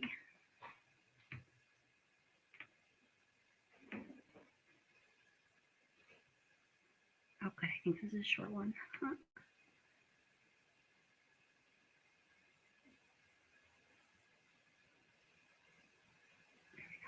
Okay. Oops. Crap, I picked the wrong one. Page 13. Oh, there it is. Okay, so page 13 of the PCA. Share. So then his phone continues to ping, moving towards his home in Pullman, Washington, okay? Approximately 5:30 a.m., his phone is pinging in Pullman, which is consistent with him basically being back home. Further review indicated that dude's phone. Okay, this is the interesting part. Further review indicated that Bryan Kohberger's phone leaves his house at 9 a.m. on November 13th. This is after the tragedy occurred, before law enforcement was called. Specifically, Kohberger's phone pinged at the King Road residence between 9:12 a.m. and 9:21 a.m. How fucking creepy is that? Kohberger's phone, again, pinged. Then after that, traveling back to his home in Pullman, and he was back home at 9:32. In summary, after this tragedy occurred, after he committed that horrific crime, he leaves his house the next morning at 9 a.m. before authorities are even called. He's pinging at King Road at the, possibly even on their router if he had connected before, which we know he did, for about 10 minutes from 9:12 to 9:21, and he returns right back home at 9:30. So he's gone for half an hour, perving around, hanging outside their house for 10 minutes, and then goes straight home. How creepy is that? I have to stop talking for a minute. My throat hurts. What do you guys think? You'd wonder what his search history would have been like in that time. Oh my God. Checking, because I mean, I'm just going back to, why is his name completely slipped my mind? Chandler Halderson. What's that? Chandler Halderson. Okay. The case where he killed his parents, and he was Googling search results like body found in whatever, unidentified part found in wherever, which is part of what the prosecution threw at him when he said his parents were missing, but he'd shot them both. God. Sorry if this triggers anybody. And distributed different pieces around the area, and that's all I'll go on that. But if he's been at home back in Pullman looking up, something around Moscow, his search history may illustrate what he was looking for. That's if he hasn't deleted it or done it from somewhere like behind a VPN or anything. He could have done something like that. But if he's not seen anything like that, he's possibly lying there, waiting for his moment of glory, thinking, Yeah. have they found what I've done yet? And he goes and drives past the house at that time, and there's no police cars, there's no crime tape anywhere, and he's probably thinking, nobody's found out yet. Right. No, totally. I just want to say, Bill BJ, thank you so much for the super chat. I really appreciate it. So thank you for all your hard work on this case, Kelly. Thank you. And thank you for being a part of the community and for all you contribute. I really appreciate it. Thanks, guys. You know what I think he was looking for? What? I have a Sorry. I have a suspicion that he became aware quickly that he had lost the sheath. And I wonder if he was coming back because of where he had parked his car, and he was trying to see if he dropped it along the way and he could get it back. Because he went around 3 times. Right? So 3 times he's looking for something. He's not just scoping out the area and seeing that the front door is wide open and there's no police action. He's going around 3 times. He's noticing something or looking for something.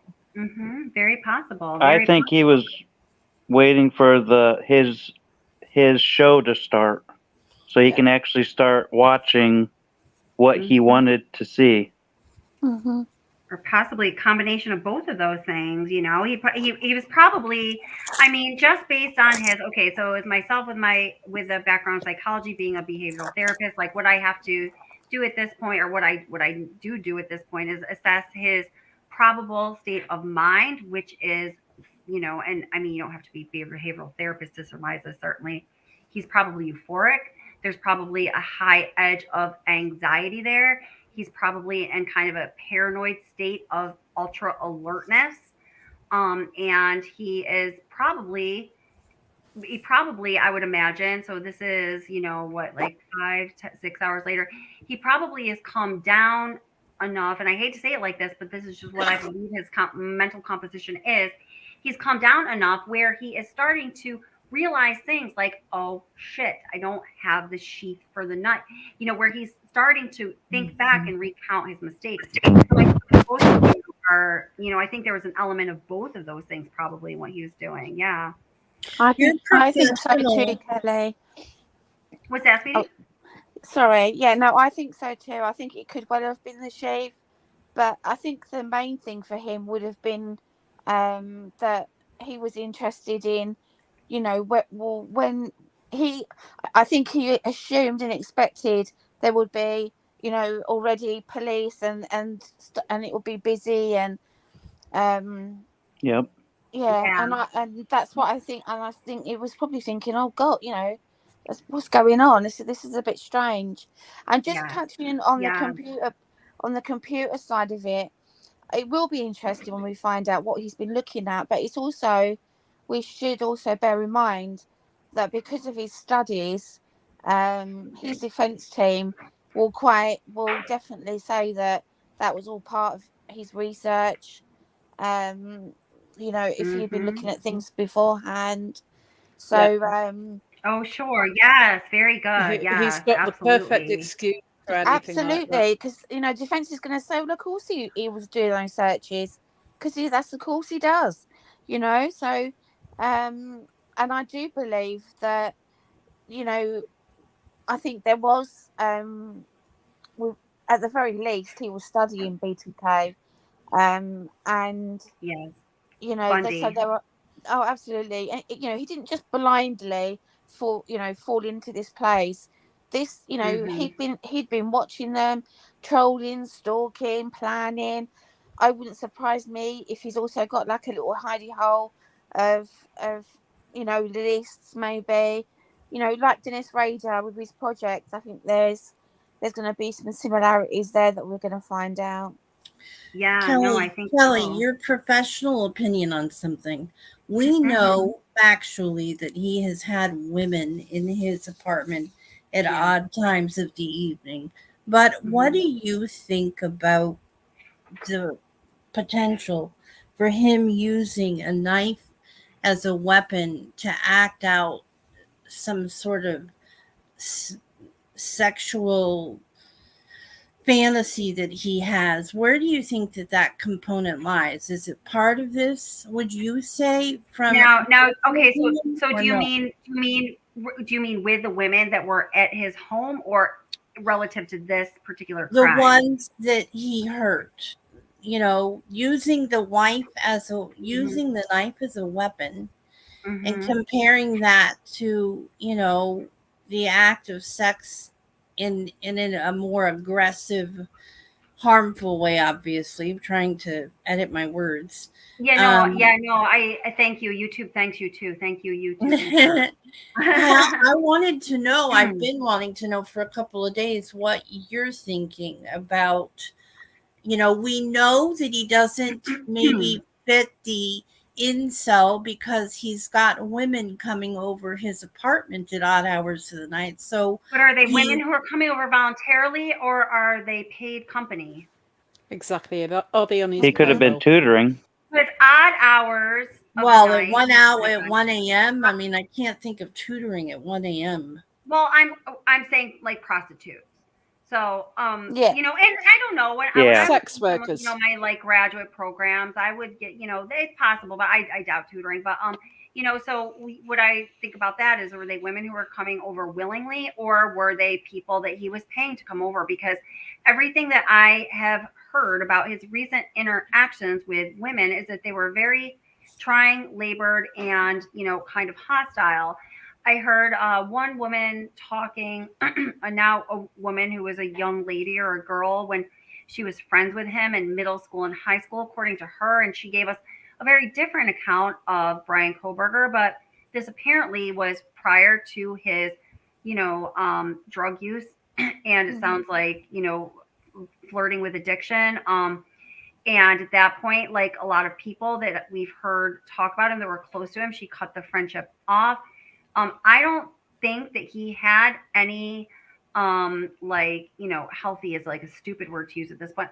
I don't think he had any constructive or civil even relationships willingly with women in his life at all at this point in time. I think that the women coming in and out of his apartment late at night, I think that it was probably paid company.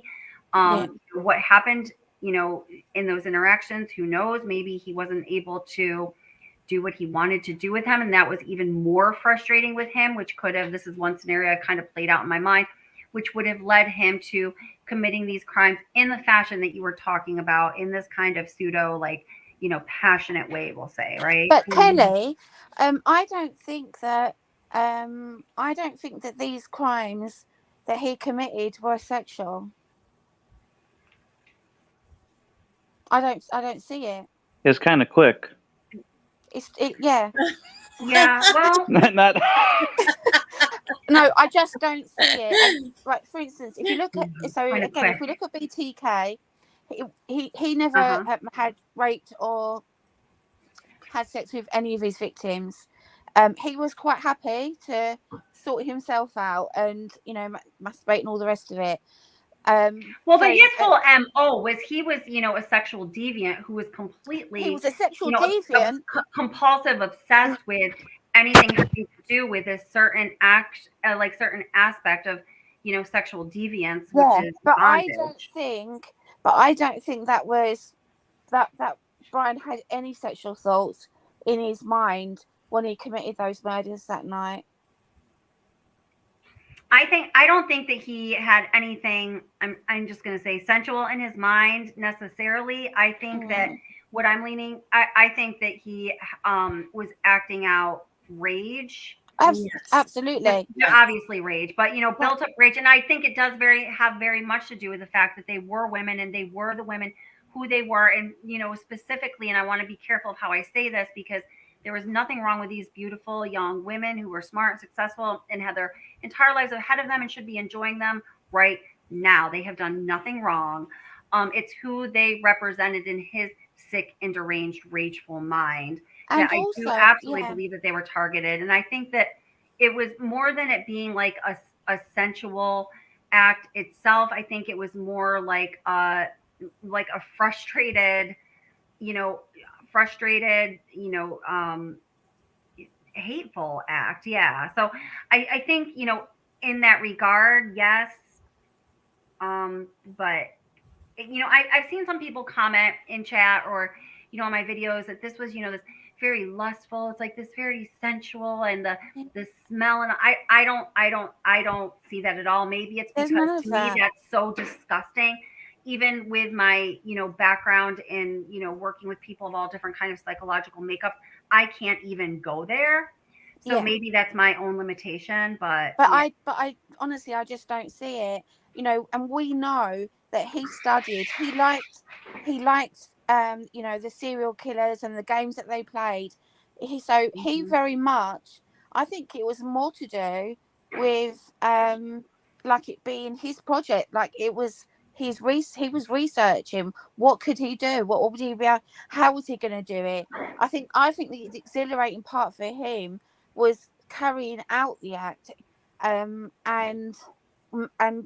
being able to get away with it. yeah, I think that's very possible. You know what I'm wondering too, Kelly? Remember I brought up that video of the guy watching from the woods? Yes. I still haven't found anybody like if I was a press guy and I got the good footage, I'd try to look up who would claim it, because if you went through all that work to climb through the back and record through the woods, I would think that you would want to be I got the first shot, but and then in the beginning we heard that someone had a video camera set up in the woods. Remember that? Yeah. I don't know. Was that ever verified? There's so many things that were said about this case and, surrounding this case and details of this case. I was just so kind of relieved to get the probable cause affidavit, knowing that it has to be facts and nothing but facts, or, the prosecution and the state is screwed, because there's been so much speculation. It's starting to get like nauseating. But someone knew. I can't even keep in track of what was real and what wasn't. Someone knew about that sliding door. It's not like I think me and DC were talking about, all the other press people are at the front in the alley and there's only that video, but someone was pinpointed on that sliding door, like they knew he used it. Them 12 times he'd been found in the area. I want to jump in really quick and say goodnight to everybody. I've been on for 2.5 minutes. Good night. Thank you. So glad you're well enough to come on. Thank you, Kelly. Thank you. I want to say thank you to everybody in the room. I had a lot of people welcoming me back. There was really rough. Each one seems to just take a bit of me with it each time we go along. I'm on chemotherapy. I'm on 2 forms of chemotherapy. I'm getting ready to start a biologic called Benlysta. My fight is rough. I'm not winning it. And now I'm going to cry. Well, you're winning it because you're wonderful and you're still, you still have such a vibrant spirit, but I know it doesn't feel don't give up on me. I'll keep coming in. And we will never give up on you, girl. And it's been so nice to talk to your family. She has a wonderful family, just wonderful family. I'm so glad you have that support. Thank you. Look after yourself tonight. I appreciate all of you, and I'll catch you on the next live. Oh, well, text me tomorrow. Call me tomorrow. You always have family here, honey. Okay. All right. Love you all. Bye. Love you, night. Oh, Kelly, and I'm also, because it's almost 3 o'clock in the morning here for me. Oh, wow. In London. So yeah, I'm gonna go off to step down. But it's been really good to be, to just have a part. Yes. No, thank you so much for coming up. It's thank great you. to see you and hear Thank from you to everyone on panels. I respect you all and what you do. Yes, and everybody go check out At the Scene with Haley V, please. Thank you. Thank you, chat. And make sure you give those likes to Kelly and enjoy the rest of your evening.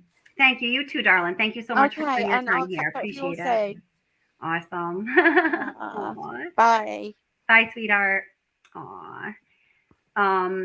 So I see it. What I'm seeing a lot of in chat is, and I'm just going to be, these were, I'm going to grab some of these comments in chat, and I would love to know what you think, Crime and Crochet and Kay Braze, and was that you just talking at the scene with Haley V? Or was that?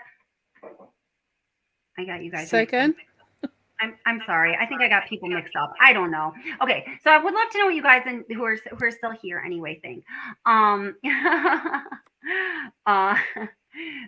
Okay. Wasn't sure was still here or not.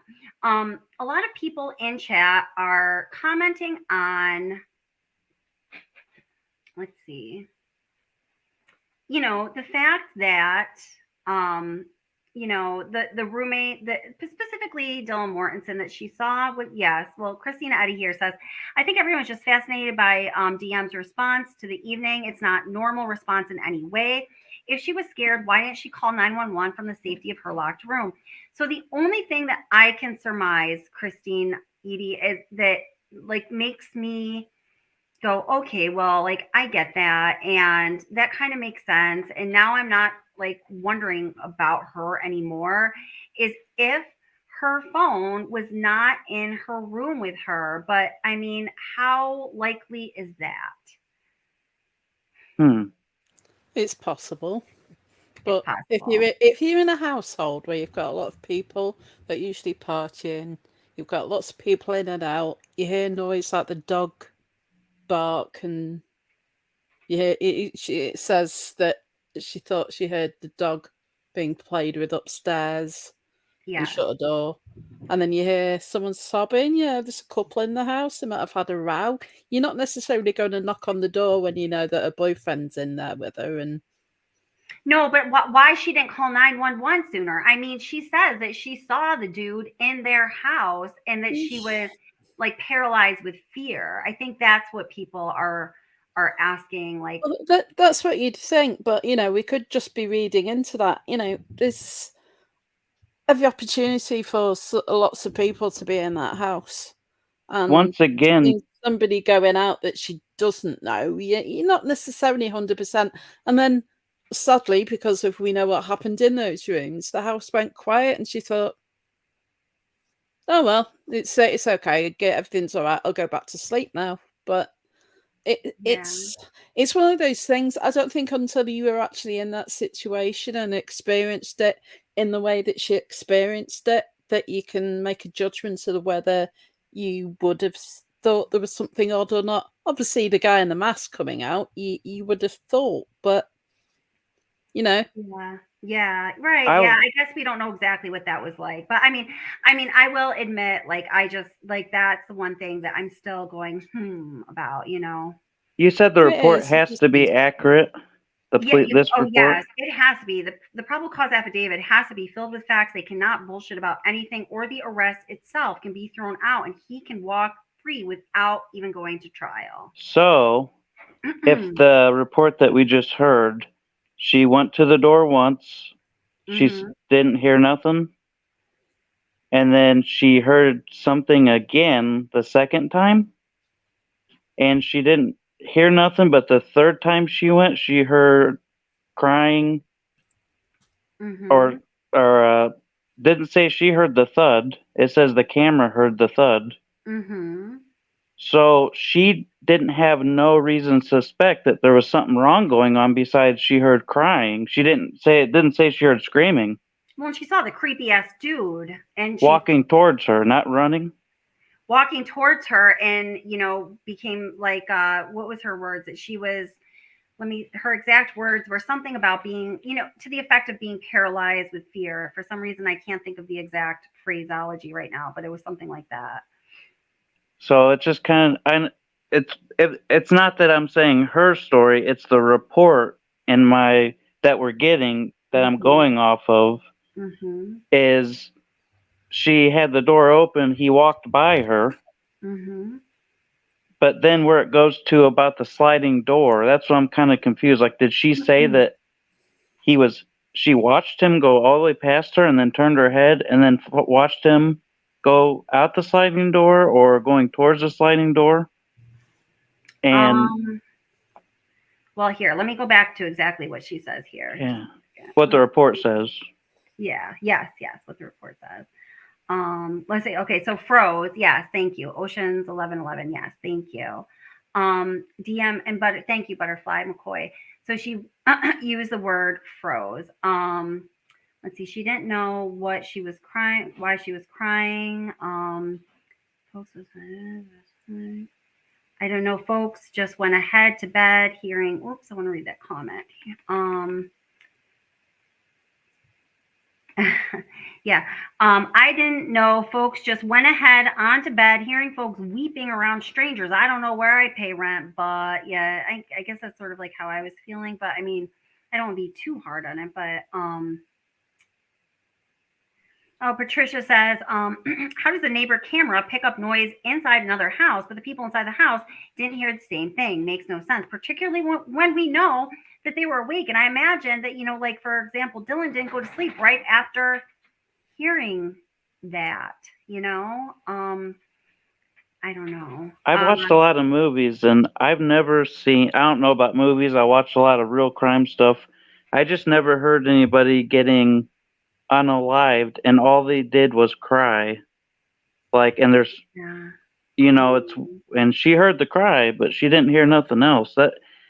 I just hope that the report and her actual statement, I don't know, because it's just like, the only thing she had suspicion of not going and checking was she seen a guy walking down the hallway and leaving. Like, if you don't know if the guy's left yet, yeah, just lock your door or whatever. But literally, you just heard someone crying and you seen him walking towards the door. Wouldn't you go check the window or for see if his car's out there, or hey, is anybody there, or what's going on?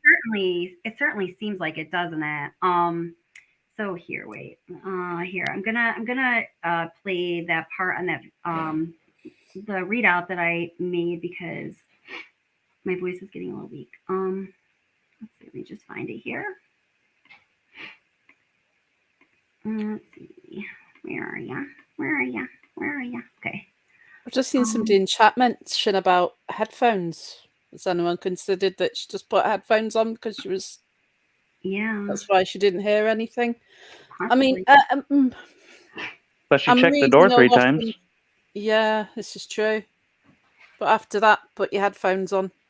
Yeah. You just want to go to sleep. I sleep in earplugs. I sometimes sleep with my earbuds in, depending if I'm listening to soothing stuff to get me off to sleep. But, well, after this case, I will never be sleeping with earbuds in again. No.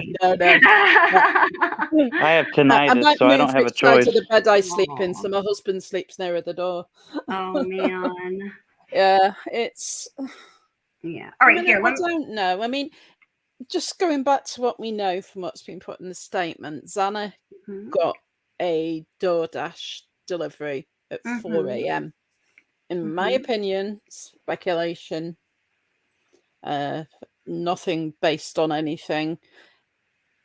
The two, Maddie and Kaylee, had already been unalived at that point because he was probably in the house already. But the dog was barking, right? At that time. Barking, yeah. The dog was barking, but everyone was saying, "Oh, that type of dog doesn't bark," but obviously he did bark. Yeah. Yeah. So that might be why he was barking, because this strange man's just come out of the closet and who the heck are you? He's dispatched both of them very quickly. Mm-hmm. And everybody gets their food and eats, and here's the dog barking like that. Yeah. Something's not right. Yeah, but if she's come down and opened the door, collected the food off the DoorDash driver, gone back to the room, and he's already gone in and got Dylan. No, not Dylan. Ethan. It's confusing because it's a name. No, I got yeah. Ethan, and he's already unalived Ethan, and then Xana goes in and is obviously like, what the hell's happened to him? And the voice that Dylan might have heard was Bryan saying, "It's all right, I'll help you," and that's when he unalived her. Where's Dylan's room that she opened the door to 3 times compared to the bathroom and compared to where? Okay, I can show you that. I'm very happy to use my floor plan that I spent hours laboring over for no reason. And she's on the second floor, and the ones who were unalived were on the second floor and third floor. Yeah. So here you go, K-Braze. So so Ethan and Xana were in bedroom 2 front with a bathroom there and the stairway close to the stairway going to the first floor. And then Dylan was in the bedroom in the rear of the house. But what might be more helpful would be to see what that looks like from the indoor perspective. So let me try to find that for you, okay?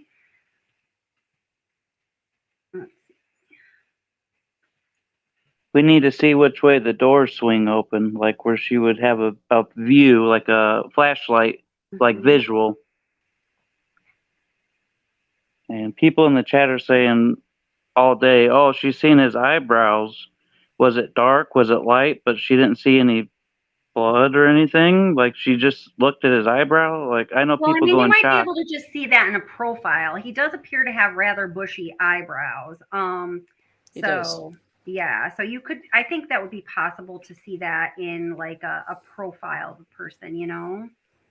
I just wouldn't be paying so much attention to somebody's face if I'm so scared I need to slam or watch him walk away and like. Well, I don't know if she was paying attention to his face. I just think that she was noticing these features that to her just like stood out, you know? I don't know though. Here, this is good. So this is Hidden True Crime. So I'd like to give that channel credit. Hope you don't mind. I'm going to check this out, Hidden True Crime. The title just caught my attention. I think it's kind of what we're looking for here. So let's see what Hidden True Crime has. So okay, so you're walking in. Let's see here. All right, so we're walking in. Here's the second story. Okay. That's the sliding door? Mm-hmm. So, okay. Okay, so now here we're in the kitchen. So from this perspective here, Ethan and Xana's, oh, I'm sorry. Okay, so from this perspective here, this is like upside down to what mine was like. So over to the right, as you're looking at this screen, would be Dylan's bedroom, and to the left would be the hard left would then be Ethan and Xana's bedroom and bathroom.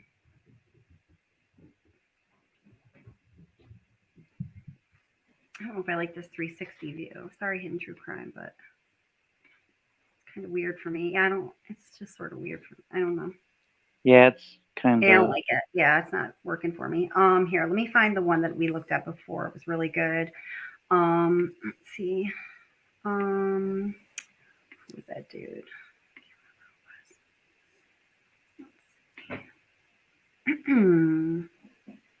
Okay, so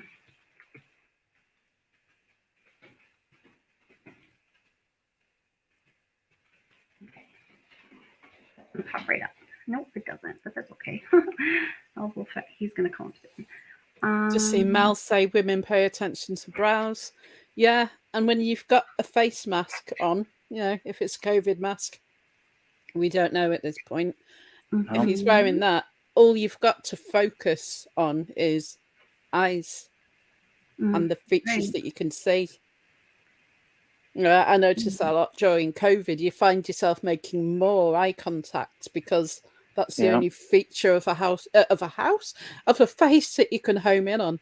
Right. That's right. We were talking the other night too, Kelly, about that Papa, whatever it was, that guy. Papa Roger, yeah. Okay, well, one of the questions I think I seen he asked something about, oh, did the guy have any other weapons, like a taser or something to stun them? For some reason, I'm like, I still don't understand how somebody could, like, literally overpower. Now that we know that they were up and moving, it seems like, it's like, I still don't know, even a big athlete, I mean, that does like cardio all the time. Like you just went through so many activities in a row And it's just to me that the only way they could get him was the button on a sheath. Well, yeah, because I mean, they need hard evidence. I mean, I think that, at that point, I think he's just going on so much adrenaline and, just this kind of like psychological high of achieving what it was he wanted to achieve. I think that was just driving him. I mean, And then just walked right by Dylan casually, right out the door. yeah, Calm. maybe he was injured, or maybe he had, come down from his kind of, high from the event at that point. That makes sense to me. It's her reaction that doesn't make sense to me, honestly. Okay, so here's the second floor here. So he labels really good one here. Sienna's bedroom, the bathroom. I'm just going to keep playing this.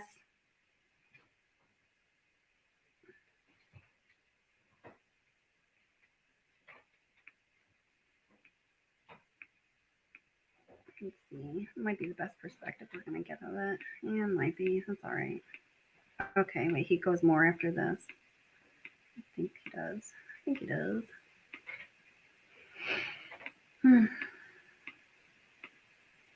Or maybe not. I'm just like jumping through this video. Yeah, so I guess we're not going to get that much of a perspective of it, but I know that the square footage, honestly, is not all that much. So, I don't know. I think it makes there's not any question there to me. The question to me is, again, I just think, is Crime and Crochet is saying, I think that there are definitely things that would explain, Dylan's reaction. Just to me, I still have questions about it. Like Ocean's 11:11 says, paralyzing fear does not last for 7 hours. I've experienced it. I think that's a good point. Yes. And the affidavit, did they release anything about the 911 call? I don't think I heard. No. No. See, that to me would be like the only thing I heard was that would be, they don't need to release that in the probable cause affidavit. Remember that the probable cause affidavit is solely for the purpose of obtaining an arrest warrant to get the suspect in custody and off the streets. That's something that will certainly need to be released in pretrial discovery, and that will come out during the trial, assuming there is a trial.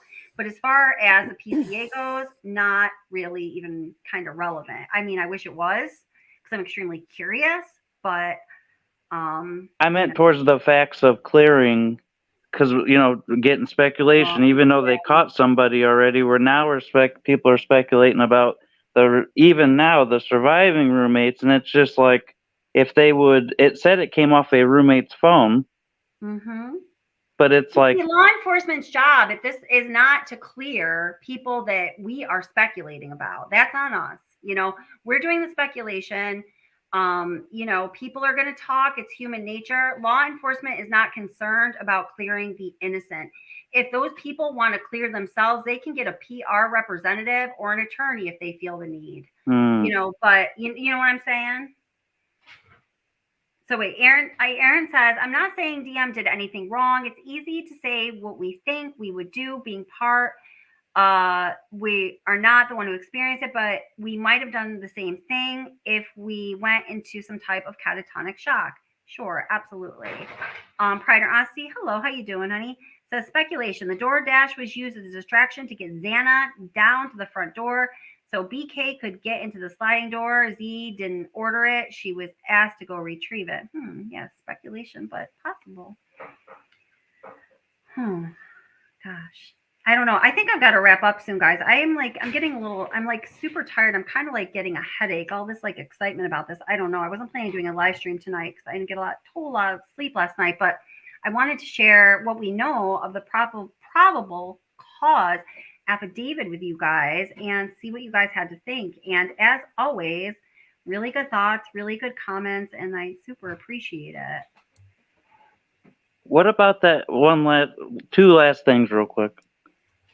What kind of DNA do you think was on the button? And do you think now, knowing he was around that house a lot, what about that girl's car broken into that I brought up?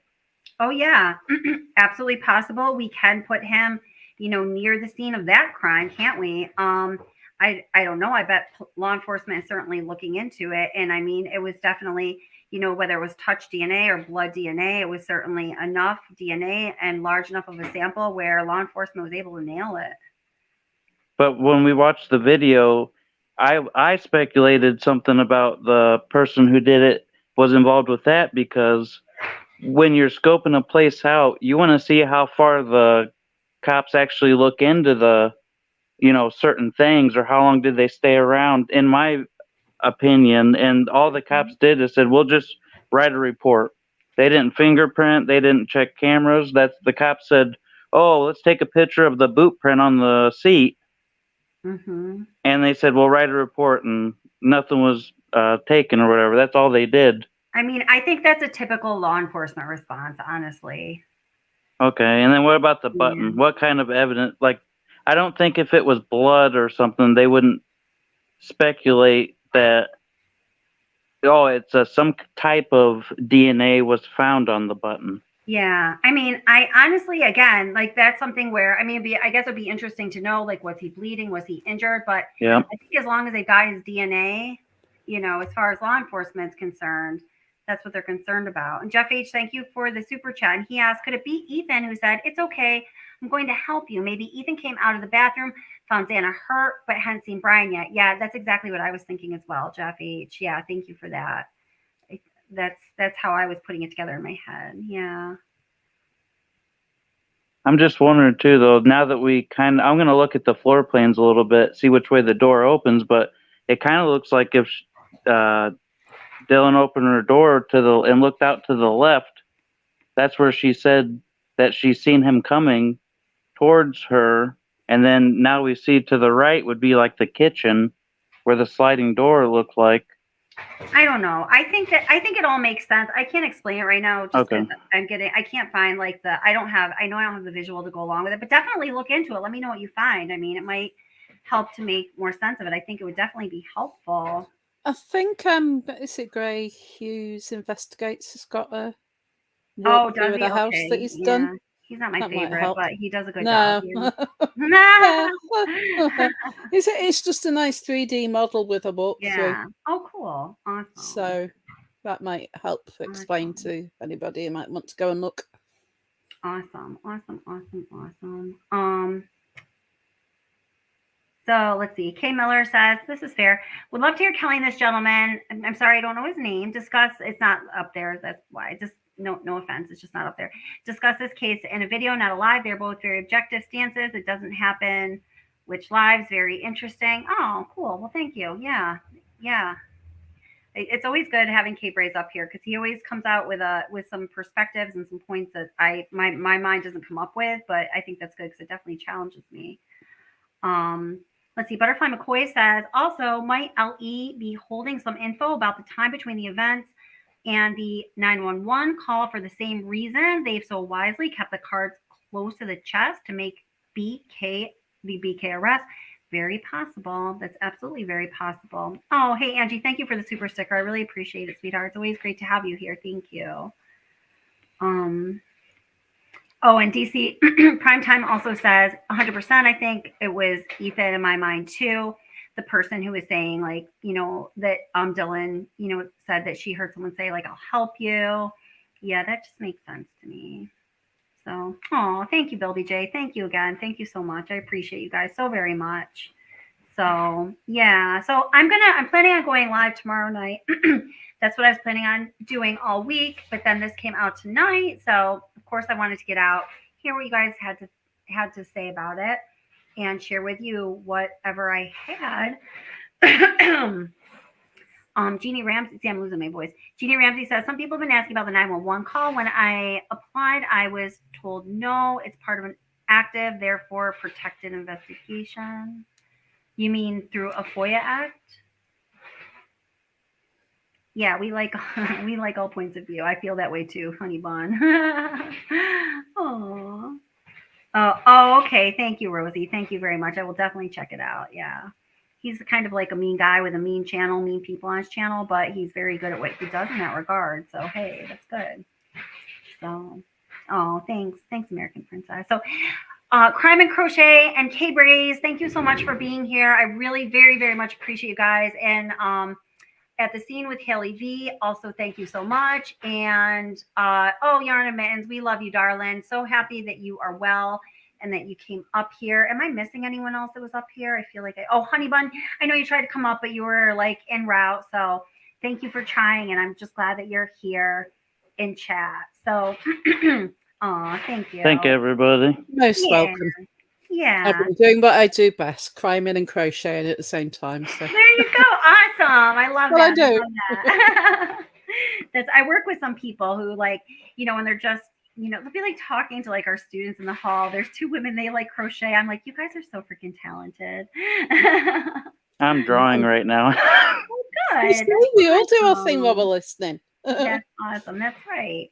Well, yeah, and thank you so much, subscribers, members, moderators. You are the bomb, and panel guests. I appreciate all of you guys. So, all right, I'm gonna run before I pass out or totally lose my voice because tomorrow is Friday, so I got a work day ahead. So, thank you for being here. I hope to see you tomorrow night on the live stream, and keep sending. And I'm sorry, Double R, I didn't get to your email, but tomorrow night I promise I will.